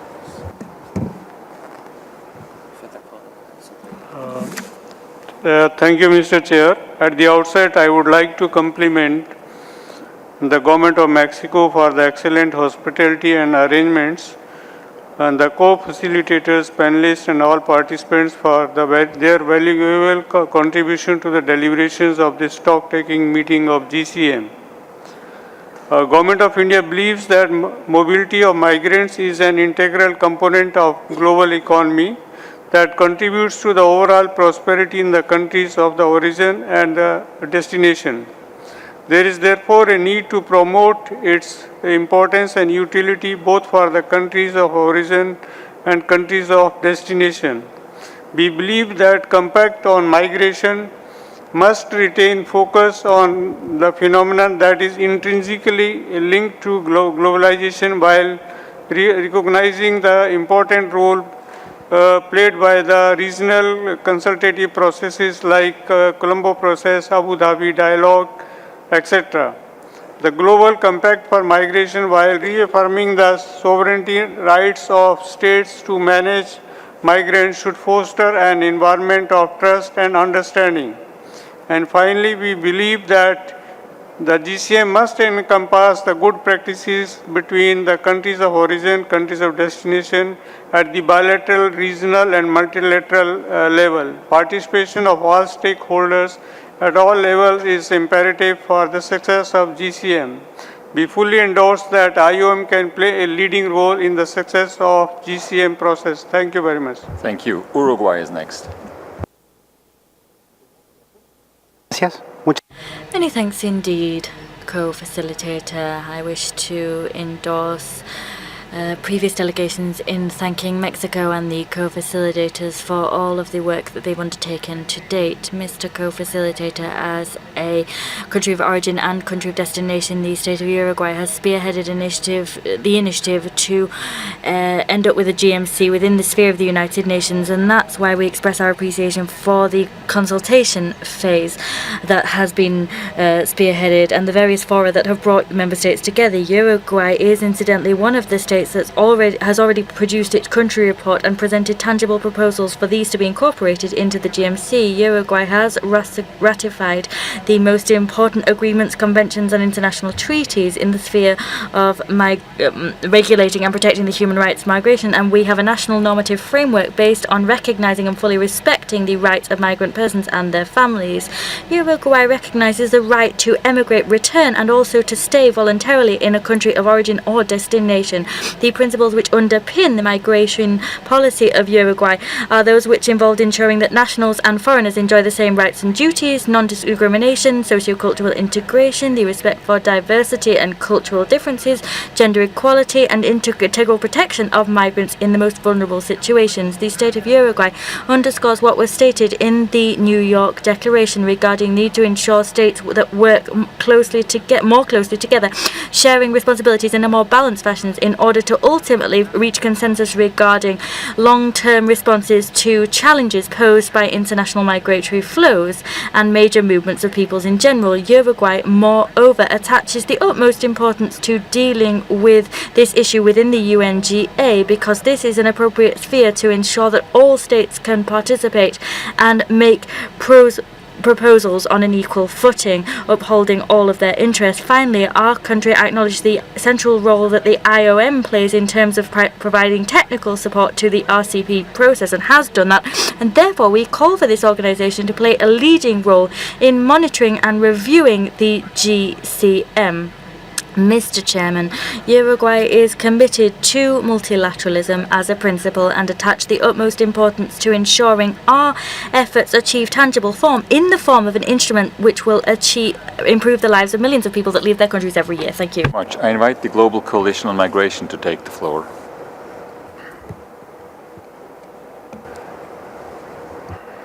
Thank you.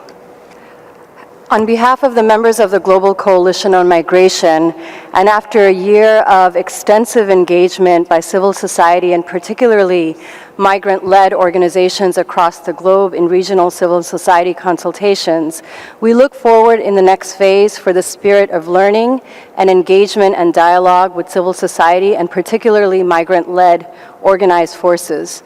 We look for ongoing structural empowerment and support for the active, genuine, and multi-sectoral participation of organized migrants, including regional and grassroots networks, migrant worker centers, trade unions, migrant women's organizations, and diaspora.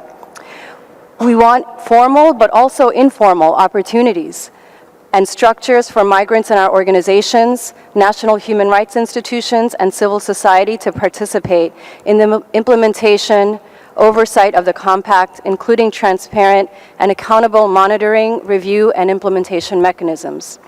As many of us go back to the communities that we live in and work in with migrant people every day, migrant women on the front lines of doing domestic work, migrant workers working in the fields for little pay and long hours, migrant families languishing in detention and separated from their loved ones, and as many of you go into negotiations in the coming months, we look to leadership that is not only compelled by the arguments of public pressure that's rooted in fear and xenophobia, that compels a compact to close borders, to push migrants back, for return policies that are often not so voluntary, but we look for leadership that demonstrates courage to devise progressive policies that respect the lives and dignity and human rights of migrant people.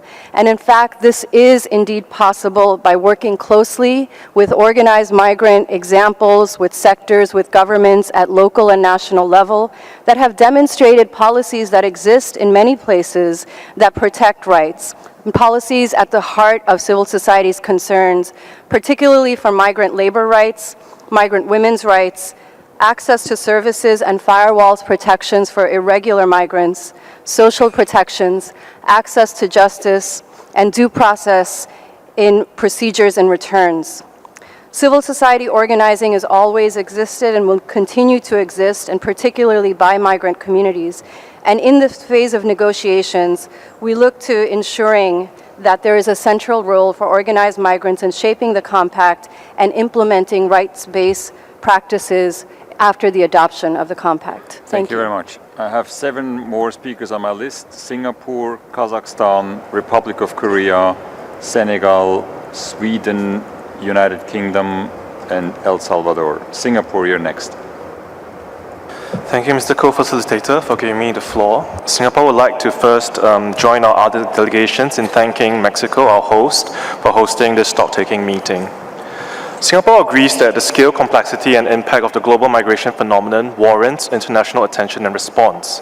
Over the last few months and the past few days, we have heard debates and discussions on the pressing issues related to migration. There is a need for international community to pay particular attention to the key drivers of migration and to consider practical approaches to better manage the flow of people across borders and communities.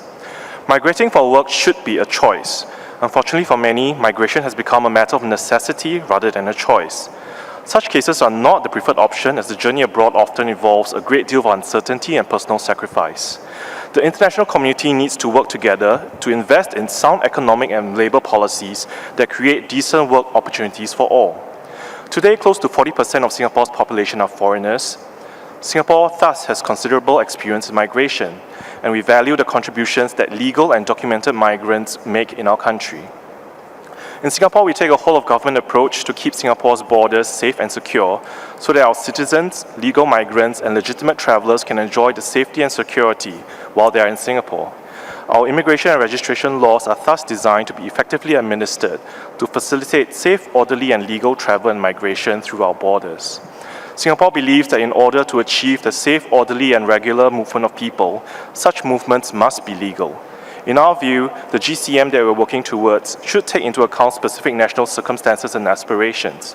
It is critical that states retain their sovereign right to maintain their inflow of migrants and determine the conditions in which migrants may enter, reside, and take up employment legally. In our view, this is the best way of ensuring that states are in a position to promote and protect the rights of migrants while taking into account the interests of the societies which receive them. Mr. Co-Facilitators, migration is a complex issue which presents both challenges and opportunities. It is thus timely that this important subject is being discussed in such a comprehensive manner. We look forward to committing to engage constructively in the rest of the process towards the adoption of the GCM. Thank you. Thank you very much. Kazakhstan is next.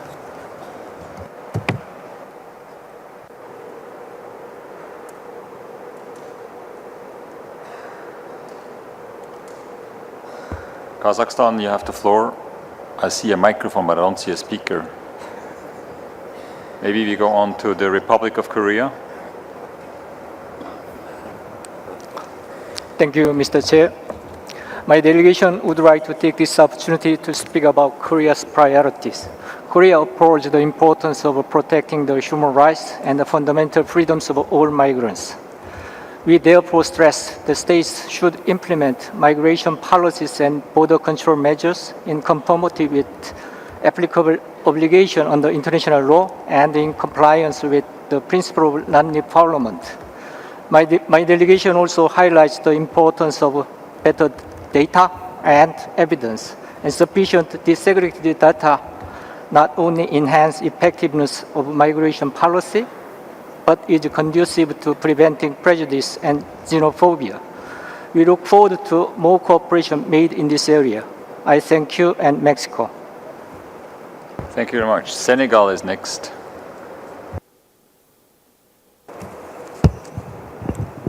Merci. Thank you, Mr. Chairman. I would like to associate myself with the thanks to the representative of the Secretary General, Ms. Louise Arbour. Thank her for the motivating and edifying statement that she made. After that, I would like to add very briefly a few comments, and I will start with the following. Given that we're here talking about a global compact under the auspices of the United Nations, it would need to have a follow-up and implementation mechanism attached to it, which is universal in scope, because of the great hopes arising from it, and also taking it into account the involvement in it of all of the UN member states. We're very happy to note here that there seems to be a convergence of views happening to say that the IOM is very well placed to play a critical role here, based on the support of the United Nations and also on such bodies as the High Commissioner for Human Rights and others. But this approach also needs to go and improve the following three directions. First of all, we need to make sure that we do not further burden the task and the responsibilities, which are already numerous, which are shouldered by this organization, the IOM, given that we are talking about the transversal nature of all issues that are related to migration. Then we need to consider putting together a light structure similar to what exists elsewhere, a structure which would play the role of a permanent secretariat, working holistically and very closely with the IOM and all other agencies and relevant institutions, given their areas of responsibility. GFMD, for example, and other follow-up mechanisms under other frameworks, such as the 2030 Agenda and the 2063 Agenda. And lastly, putting together an assistance and funding fund, which seems to be a necessity here. This fund would be fed from various sources, mainly by voluntary contributions from states and all of the relevant bodies, including the private sector. Thank you, and I would like to, in conclusion, thank the government of Mexico for their welcome extended to us and the excellent way they're organizing our meeting.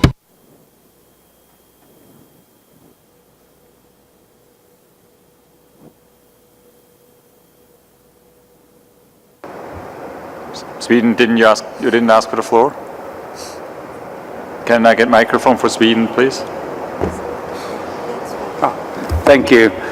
Let me start by joining others and thank our Mexican host for the hospitality that you have shown us, and also let me thank the panelists and SRSG Arbor for your presentation. Sweden aligns itself with the intervention made by the EU. Sweden would like the GCM to include three main components. First, an introductory declaration based on existing principles that promotes existing human rights and gender equality. Two, a platform for action with operational commitments. And three, a follow-up mechanism with a coordinating role for IOM. Three principles should be the principles should be based on existing principles and promote existing human rights and gender equality, and could set out the following common objectives. Number one, protecting the human rights of migrants and providing protection for migrants in vulnerable situations, including in times of crisis. Two, facilitating safe and regular movement of migrant workers while ensuring decent work for migrant workers, in particular migrant women. Three, addressing irregular migration by enhancing national migration management capacity, combating modern slavery, trafficking and smuggling, and ensuring effective returns in dignity and safety.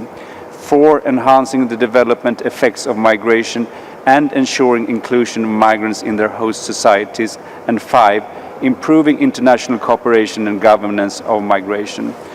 The platform for action needs to have concrete and time-bound operational commitments. The follow-up should include regular mechanisms for review of success and incrementally making new commitments. in improving UN coordination and coherence on migration could be a key deliverable from the GCM. For this, it is crucial that IOM gets a coordinating role in the follow-up to the GCM, respecting others' mandates and mobilizing their comparative advantages in support of member states and migrants. Any other interim coordinating function are likely to delay the maturity of the system as a whole. We should design the future architecture for migration based not on capacities of today, but on a vision of what we want it to be tomorrow. This means we need to build IOM's capacities and expand its coordination function in parallel. Thank you. Thank you very much. United Kingdom is next. Muchas gracias. Quisiera. Many thanks. I wish to thank the Government of Mexico for the way in which they have organised this excellent conference. UK to the statement made by the European Union. I welcome the comments from the panel and the Special Representative of the Secretary-General. In her presentation, the SRSG mentioned 4 areas the Secretary-General's report will focus on. I would like to focus very briefly on 2 of these. Firstly, the SRSG underlined the need for a strong cooperative framework and that the report will be respectful of the different perspectives of states. That is welcome. We leave Puerto Vallarta with a strong sense of cooperation in this hall and are convinced that the different perspectives found here can be accommodated. The SRSG also underlined leadership and the need for a different public discourse about migration. We recognise that and share her concern. It is, though, a complex issue, and we should not underplay the challenge and difficulty in addressing it. We are looking forward to the Secretary-General's report and the co-facilitator's zero draft in January. It will be an interesting month. The debate and contributions this week have been rich and varied. We don't underestimate the challenge of knitting them together and finding comfortable compromises in the zero draft, but we are confident the co-facilitators will manage to do so. Finally, there's been much talk this week about mini-multilateralism. That's an interesting idea, but we still need multi-multilateralism to achieve the Global Compact. So I'd like to underline the commitment of the UK to this process. Thank you. Thank you very much. I have 4 more requests for the floor, then I really have to close the list. I have El Salvador, Colombia, Mexico, and Nigeria. El Salvador, you have the floor. Many thanks indeed, co-facilitator. We have closely followed all of the expressions of the most important positions by Member States during these recent days of works. We believe that the process upon which we have embarked will make it possible to change the narrative surrounding migration. It will foster a new vision of migration which will see us focus on the migrant as a human being as well as their rights. In this connection, my delegation wishes to make the following points. The Global Compact must establish a series of principles, commitments and understandings which ultimately render international cooperation more robust. The ultimate goal of so doing will be to promote safe, orderly and regular migration. Moreover, the GCM should be ambitious. This will make it possible for it to provide integrated, lasting and practical solutions for all stakeholders. The pact will also be able to effectively meet the pressing needs of all migrants if it works in this way, regardless of their migration status. It will also be necessary to strengthen global migration governance, and to do that it's important that more states ratify the existing international frameworks in the field of migration. These include the Convention on Migrant Workers and others, strengthening international cooperation with the ultimate goal of building states' capacities to adopt integral policies and processes which are properly planned and processed in the sphere of migration is important. For example, opening more pathways for regular, safe and orderly migration. For the monitoring and follow-up of the pact, the collection and analysis of data will be crucial in order to meet the needs of all migrants regardless of their migratory status. Here, cooperation between and within regions will make it possible to join forces to reach this goal. There is no doubt whatsoever that the IMO plays a key and pivotal role in this process.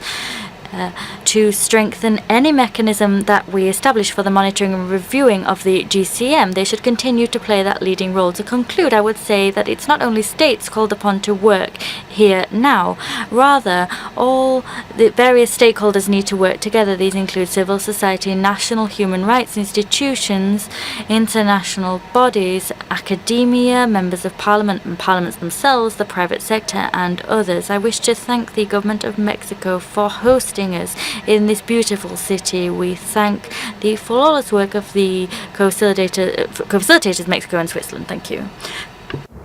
Colombia's next, please. Muchas gracias. Many thanks, Mr. Co-Facilitator.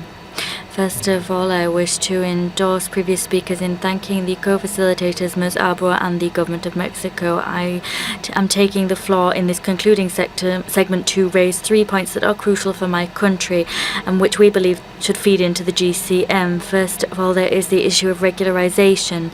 This is the only way that we can render migrants more visible or visible at all. The implementation of safe, orderly and regular migration involves facilitating the migratory process, and this does not only link up to extending and increasing regular pathways for migration, but also involves liberalizing and rendering more flexible conditions according to which people can leave and enter places. Protecting the human rights of migrants, regardless of their migratory status, is a process which needs to envisage regularization processes. Regularization is the only way that will allow migrants to be rendered visible, and the only way that we will impede the creation of underground networks and transnational crime networks, and it's the only way that we can dismantle these networks. The GCM will allow international cooperation and therefore will open the door for new regularization programs. The second point I wish to raise pertains to international cooperation. This is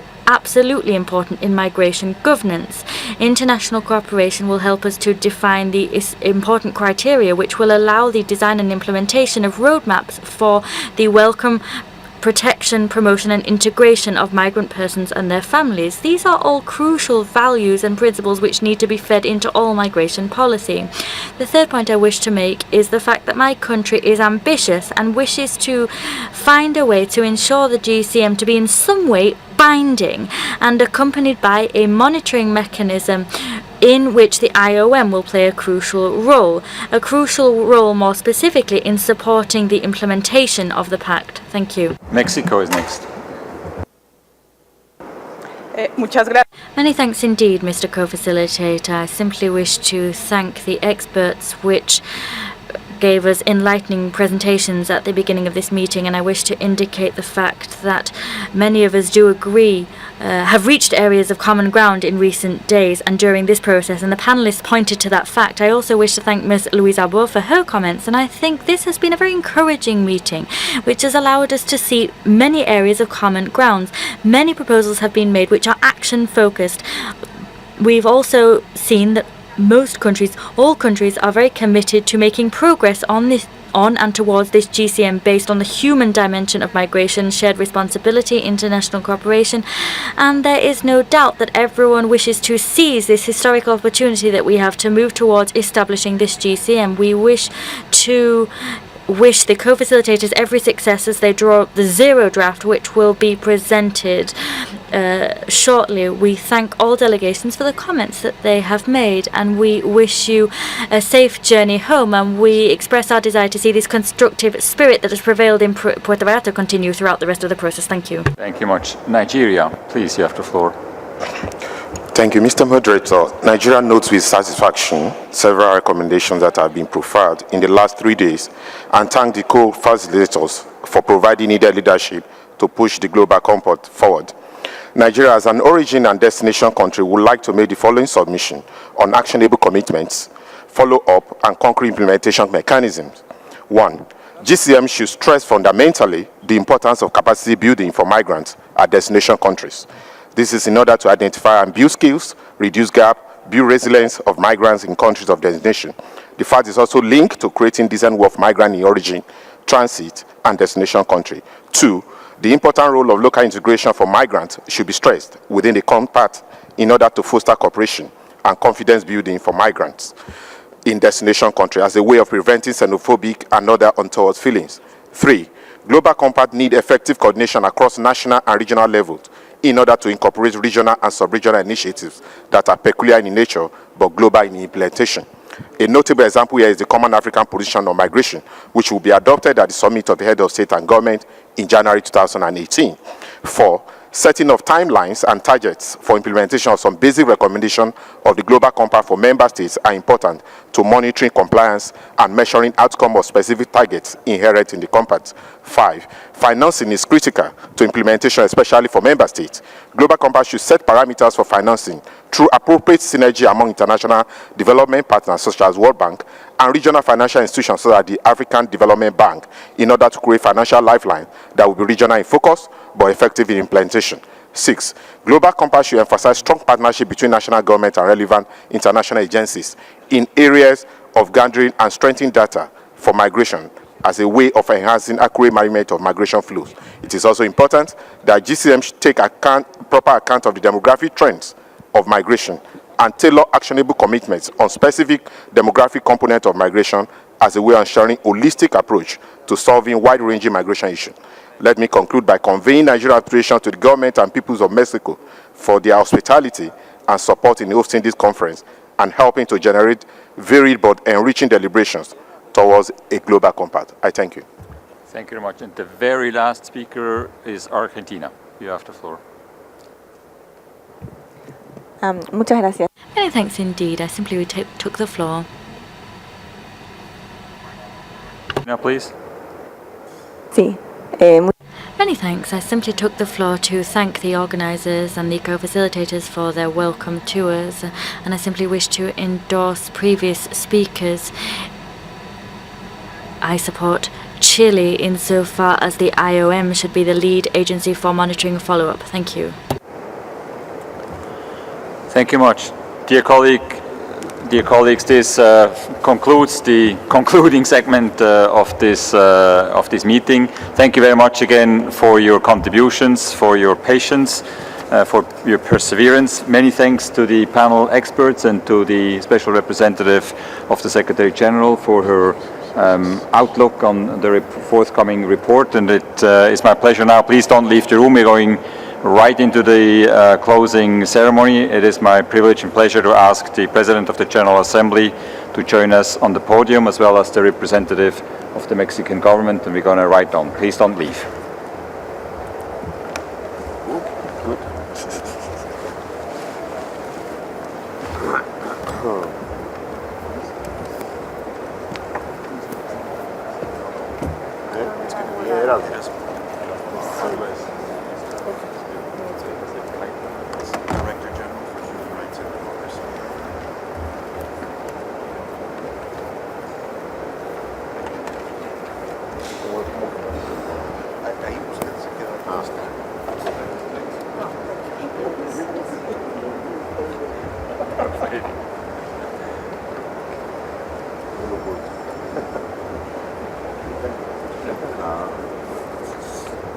Human rights and democracy.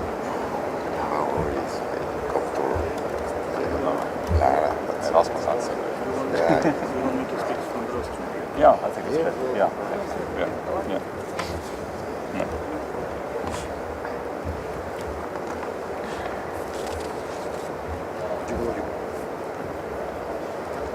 Excellencies, dear colleagues, this is the final segment of our preparatory meeting, and I have the privilege and honor to invite His Excellency Miroslav Lajčák, the President of the General Assembly of the United Nations, to address the meeting. Thank you very much for being here, Mr. President.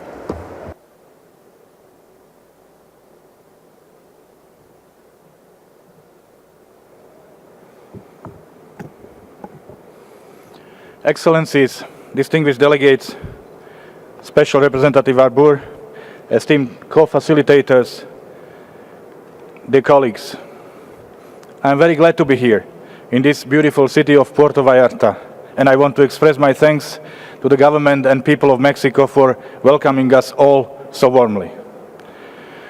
The New York Declaration was a major achievement.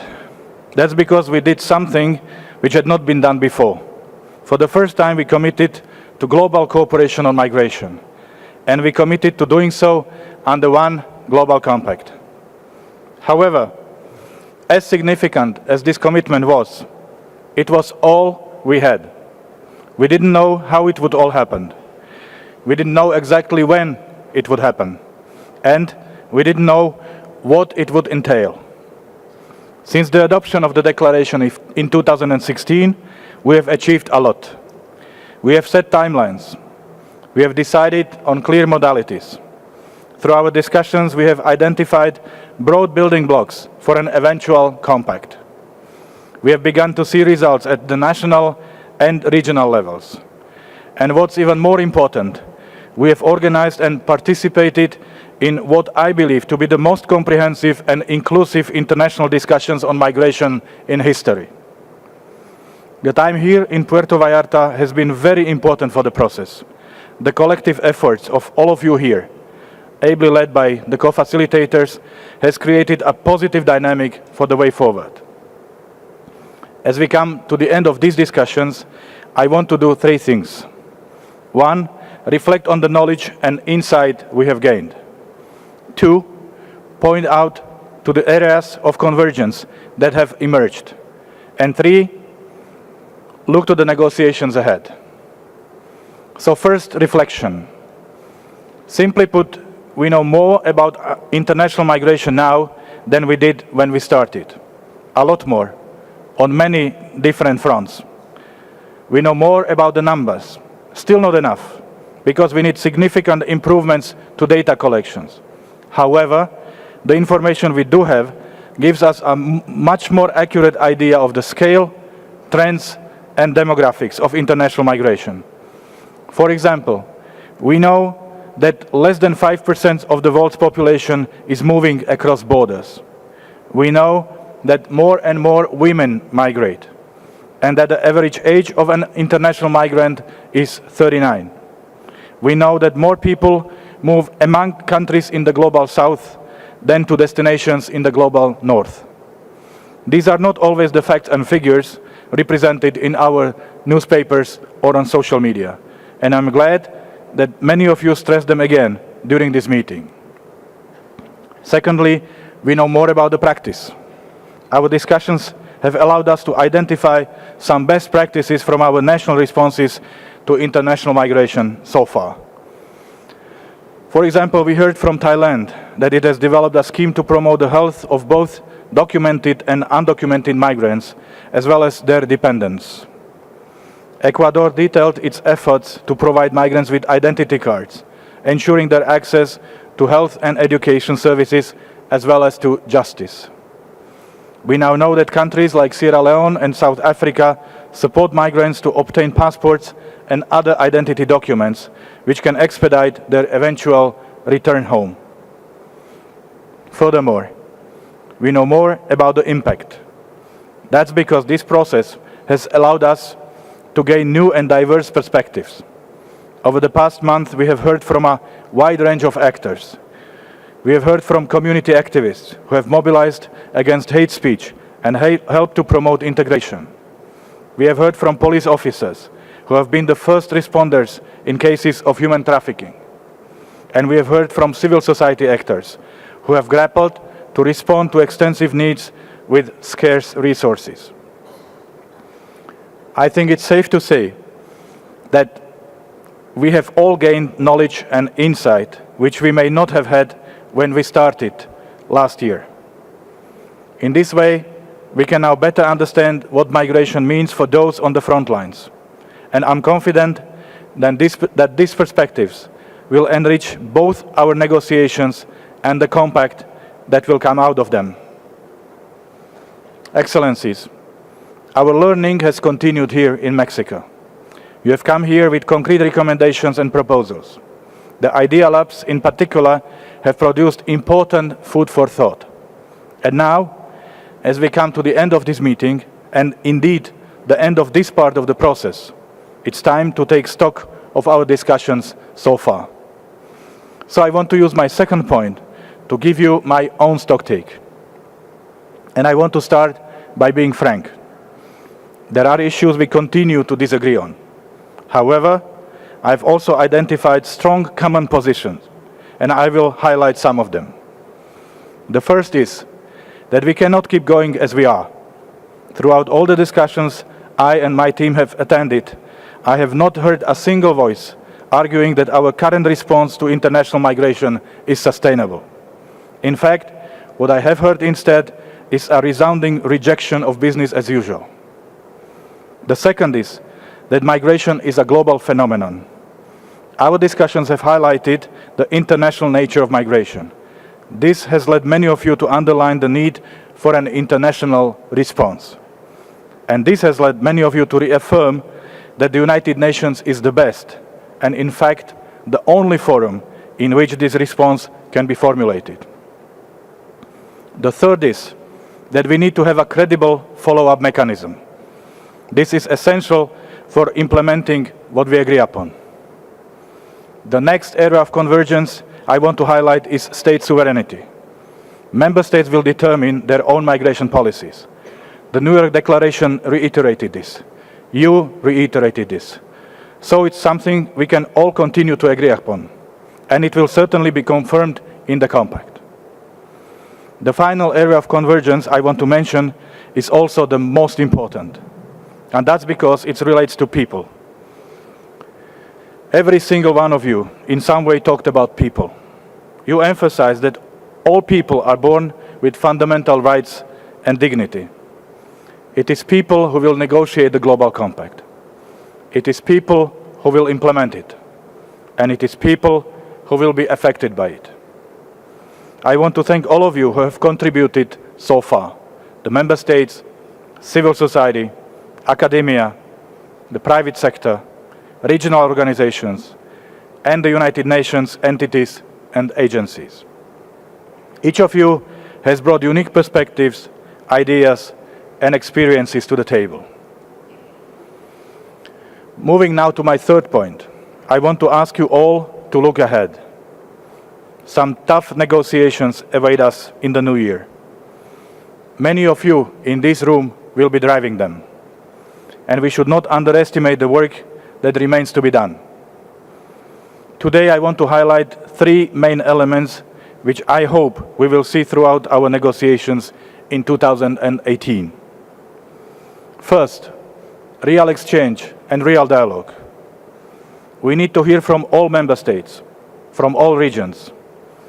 Negotiation does not come from reading statements which have been prepared before all views were expressed.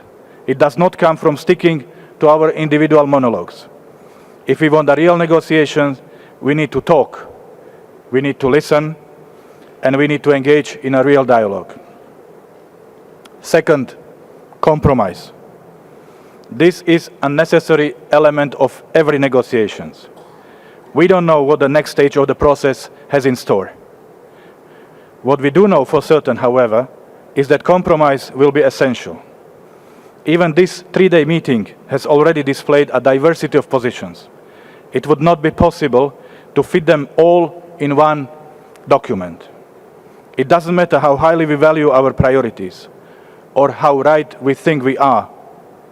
If we want to reach an agreement, we will all have to come closer to the middle.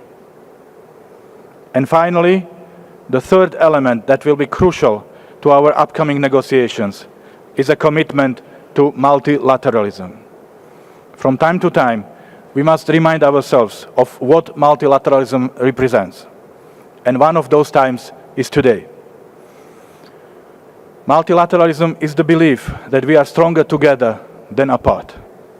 It is the rejection of a system based solely on power and might. It is the willingness to invite all positions and views, despite the time and efforts this demands. It is the commitment to remain engaged, even when we don't all agree. And it is the conviction that the goals and principles outlined in the United Nations Charter are as relevant today as they were in the aftermath of the World War II. Excellencies, dear colleagues, very soon we will begin to negotiate the world's first global compact on migration. Make no mistake about it, This will be a test. It will be a test of our diplomatic and negotiating skills. It will be a test of the United Nations capacity to respond to the most pressing of global issues. And, in the words of Pope Francis, it will be a test of our humanity. Will our successors read about our achievements or merely our attempts? Will our experience serve as a best practice or as a warning? Will we go down in history as diplomats who prioritized people or our own agenda? And will our work be deemed to have strengthened or undercut the role for the United Nations in responding to the phenomenon of international migration? So I'm calling on all of you today, whether you are based in capital, Geneva or New York, whether you work for a big or small delegations, whether you represent a country of origin, transit or destination, and whether this process is deemed as a priority or not by your capitals. Please engage. Please negotiate. Please compromise. As with all other tests, if we don't try, we are certain to fail. And as with all other tests, history will be our most critical judge. Please work to be on the right side of history. I thank you.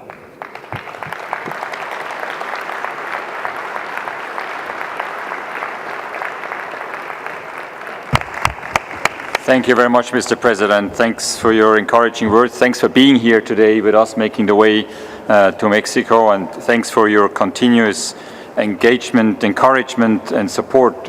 We will need it over the next months to come, and I know we'll have it, and we're really grateful for that. It's now my true privilege and pleasure to invite Ms. Louise Arbour in her capacity as Secretary General of the Intergovernmental Conference to address the colleagues.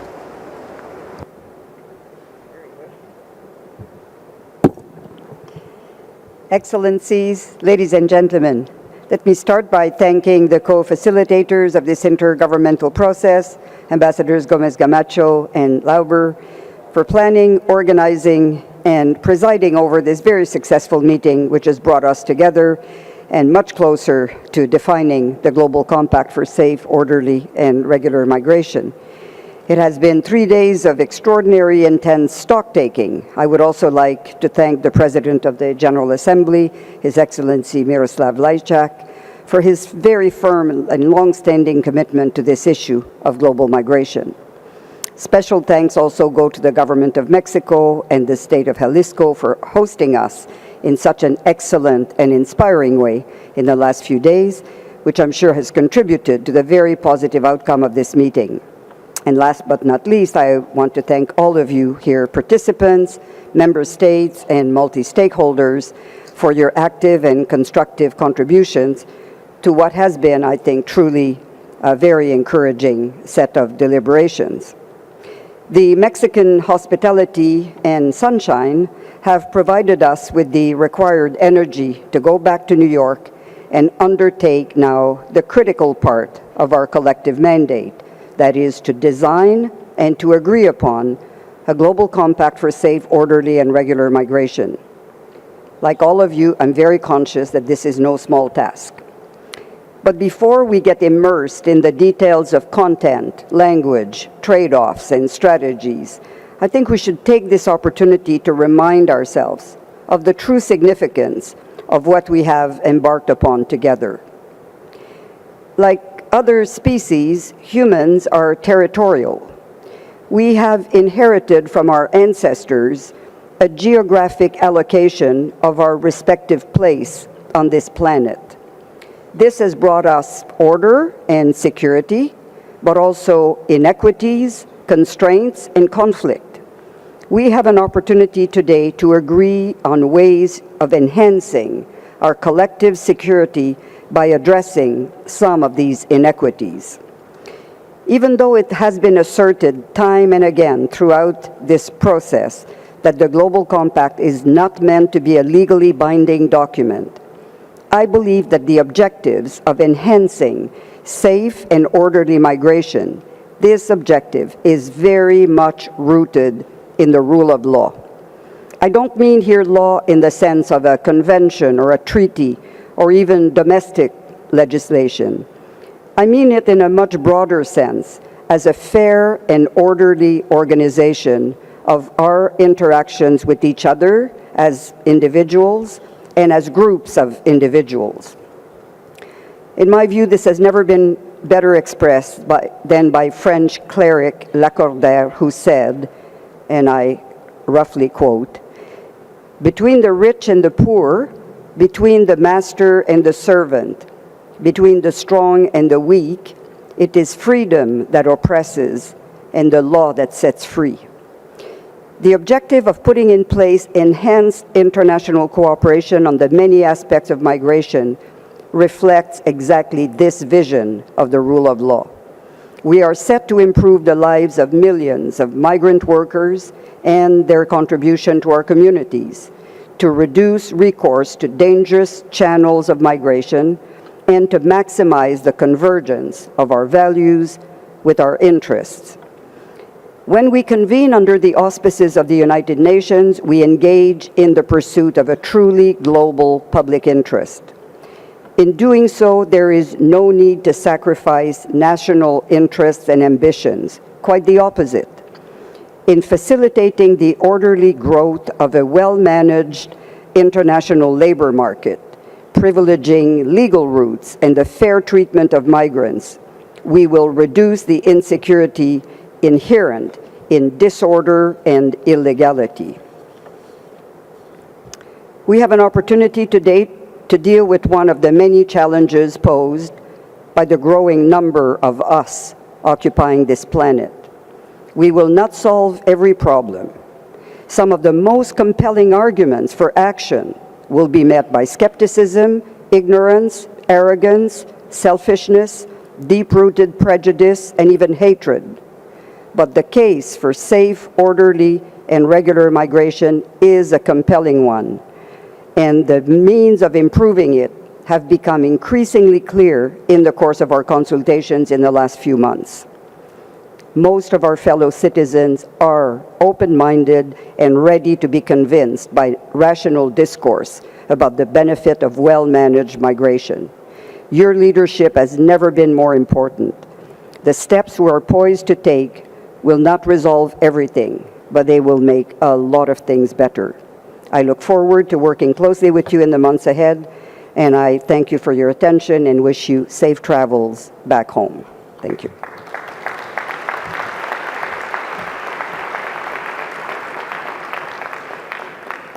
Thank you very much, Luis, for these words, and also at this point, thank you very much for the excellent cooperation we had between the teams of the co-facilitators and your own, and the fantastic support we've always had from your side.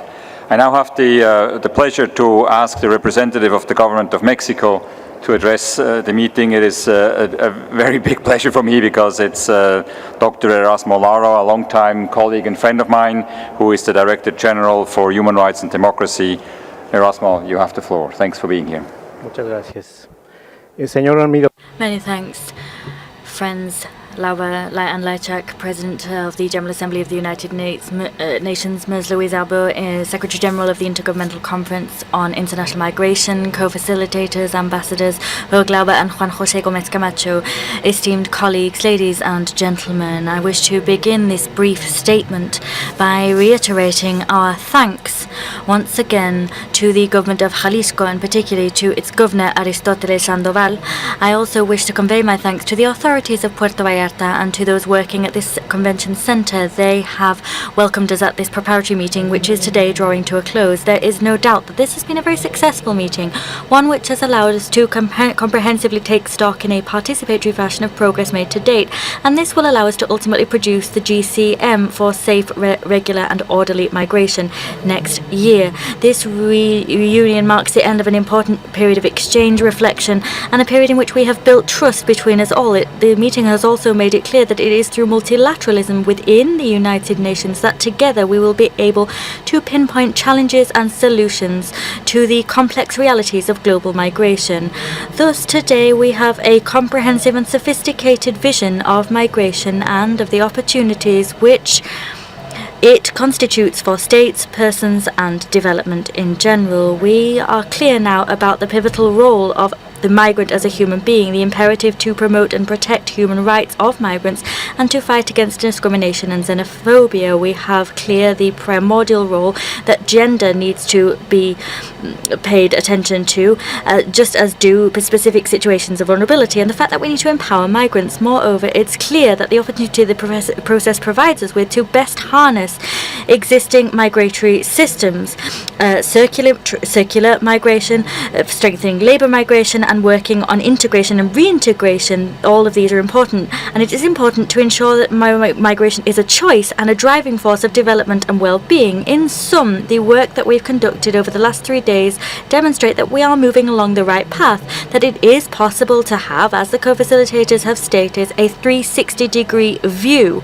of migration, and we've seen that through open and constructive and participatory dialogue, we will make our GCM a truly transformative tool functioning within the United Nations to ultimately ensure that we leave no one behind. Mexico has always championed multilateralism and working to find holistic global solutions to global challenges.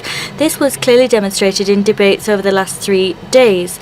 We've seen a constructive spirit prevail, and we've seen that the United Nations is the ideal forum in which we can discuss and work closely together to shoulder our responsibilities and meet our common challenges. To conclude, I wish to acknowledge warmly the work undertaken by the co-facilitators and their teams. These people have come up with a calendar for work which has facilitated debate and allowed us to table concrete, concise proposals which will ultimately shape the GCM. We also recognise the flawless leadership of Ms. Louise Arbour. She has spearheaded this process and fueled it with unequivocal arguments which were fact-based. She's also spearheaded this process with a great sense of vision and enlightenment. I also wish to thank the PGA of the United Nations, and I hail his presence here today, and that is an indication of how key this issue is to the organising agenda. Thank you to all representatives of civil society, those representing migrants, international organisations, and all of those that have shared their vision and experience with us. I thank them all for their presence during the last 3 days.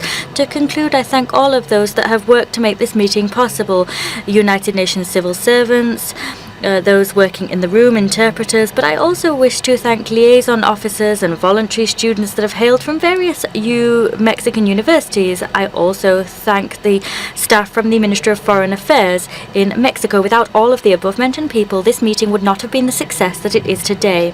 I wish to reiterate the fact that we really hope that you all have a safe, orderly and regular return to your places of origin, and we hope that you have a truly happy Christmas at the end of this year. Every success for 2018. We will also always thank Puerto Vallarta for the spirit and the welcome it extended to us. Thank you.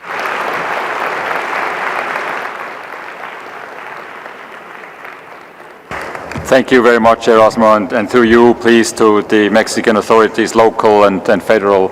Many thanks from the co-facilitators, and also again many thanks to the people who came here from New York, the conference services, translators, etc.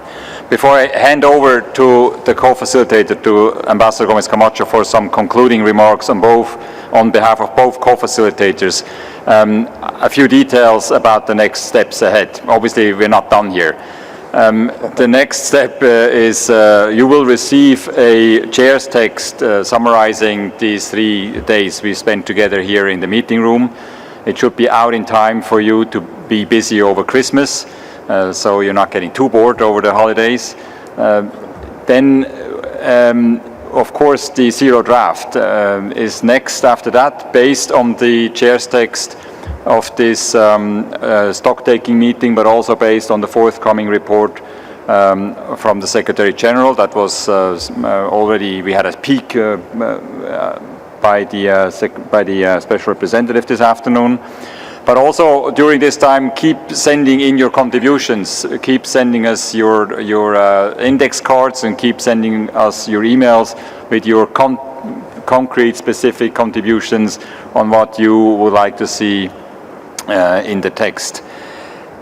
The next time we meet is going to be in New York when we will talk about the zero draft. I have the dates now. I will not read out all of these dates. You will find them on the website. You will receive them by emails. But the first meeting will be in February on 22nd and 23rd. This will be the first meeting in New York when we're going to talk. Actually, when we go into the real stuff, when we go to talk about the draft. 21st of February is going to be the PGA hearing with stakeholders. So 20, 22, and 23rd are our dates in New York. And with this, from my side, thank you very much, and I hand over to Ambassador Gomez Camacho for some concluding remarks. Gracias, Jörg. Thank you, Jörg. Many of you told us throughout these 3 days that Jörg and I looked too relaxed. And yes, we were very relaxed. Not only because we were not us the ones working, you were the ones working and our teams were working very hard, but also because truly we can see that we are now where we thought we should be in order for us to start the third phase, which is the actual negotiation and construction of the Global Compact. And we are there, or we are here, for very good reasons that we can see. Second, and I will explain you a little bit why, but second, many of you also seem not to be totally convinced when we told you that we don't have a hidden draft in a drawer somewhere in our offices. We don't. We have not started to put or to write a single word of the zero draft. As we promised, as we said, we would start, now we will start drafting or writing the zero draft based on phase 1 and phase 2 Puerto Vallarta.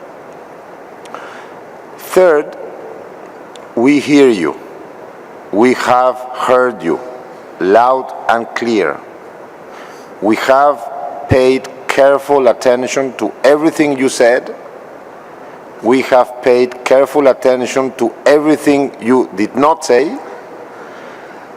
And we have understood all the nuances expressed throughout all these months. It is absolutely remarkable to see how much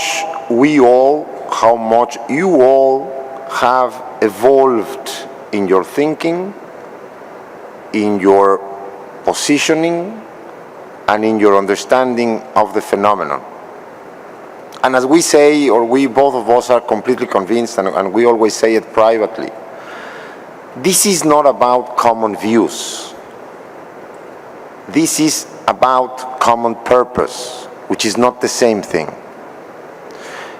And we believe, we can see it, we can feel it in the room. We are reaching this level of common purpose rather than common views. Then the rest we will put it together and it's going to be very easy. We are reaching this common purpose. And for that it's interesting too that we heard in the room, publicly and privately, as a message to the co-facilitators, constant message to the co-facilitators, please be balanced. And we don't think it's about balancing. And please don't be scared. This is not about balancing, because this is about common purpose. You balance opposing interests. You balance opposing things, opposing realities, opposing views. And this exercise we are doing, this huge challenge that we have, is not about that. And it's not about that, because if there's anything we have learned, is that we all are everything in the migration phenomenon. This is not anymore, and this is not rhetorical, this is statistical. This is not anymore about countries of origin versus countries of destination. Because again, if anything we have learned is that migration moves everywhere, goes through everywhere. South, north, yes, but south, south, and very much so north, north. So we all are everything. So we all share the interest and the views of countries of origin. We all share the views and interests of countries of transit, and we all share the views and thoughts of countries and interests of countries of destination. So again, for us, it's not about balancing. It's rather about putting the puzzle together, to put the pieces in the right place. So I come back to my first point. Are we relaxed? Very much relaxed. Because truly, if you paid attention to what you have said, you will also be relaxed, or much more relaxed than you still seem to be. Something we have learned ourselves in the process, and we have said it and shared it with you in different phases and parts of these negotiations and conversations, etc., is that it's very difficult to say something different if we use the same words. And we all are too conditioned to certain words, we are too conditioned to certain meanings, and we are too conditioned to hear certain things. And since we use the same terminology all the time, even if you all have been saying different things, we were paying attention. You all were saying different things. It was difficult to catch that you were saying different things because of the words, because the words we use, the terminology we use, the phraseology we use, both in the UN and in this issue of migration, is already too loaded, is too heavy. Every word we use in the migration world carries a huge baggage, and mostly not a positive baggage. But you are saying different things already.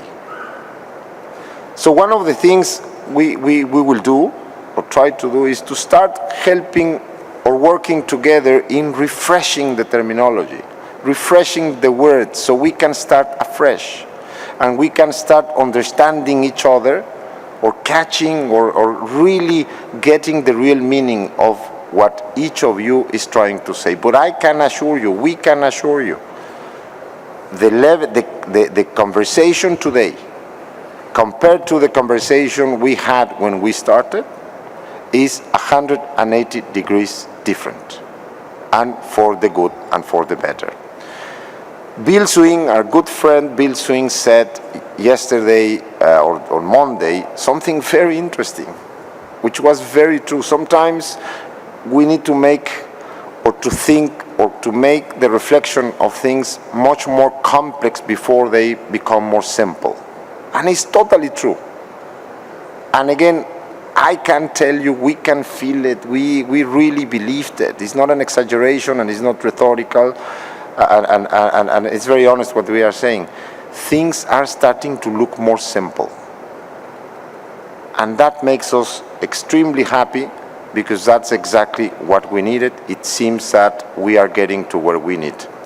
So I conclude by telling you again that as co-facilitators, we remain true to our commitment to you member states, our commitment to the President of the General Assembly to make of this a success, to lead and to guide this process based on what you member states want, and have no doubt that we will achieve what we are supposed to achieve, which is a global compact that, through its implementation, by being embraced committedly by all of you, and that you will embrace it because you believed in it, because you will see yourselves reflected in it, we will make migration exactly what it should be: safer, orderly, and regular.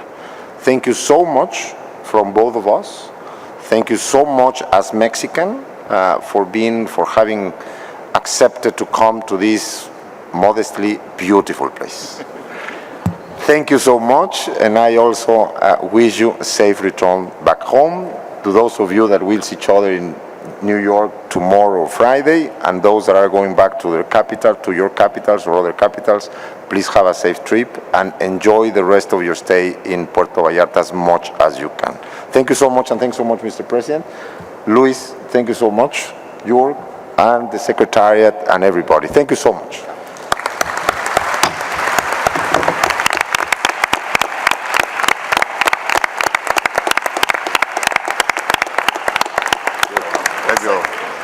Good job.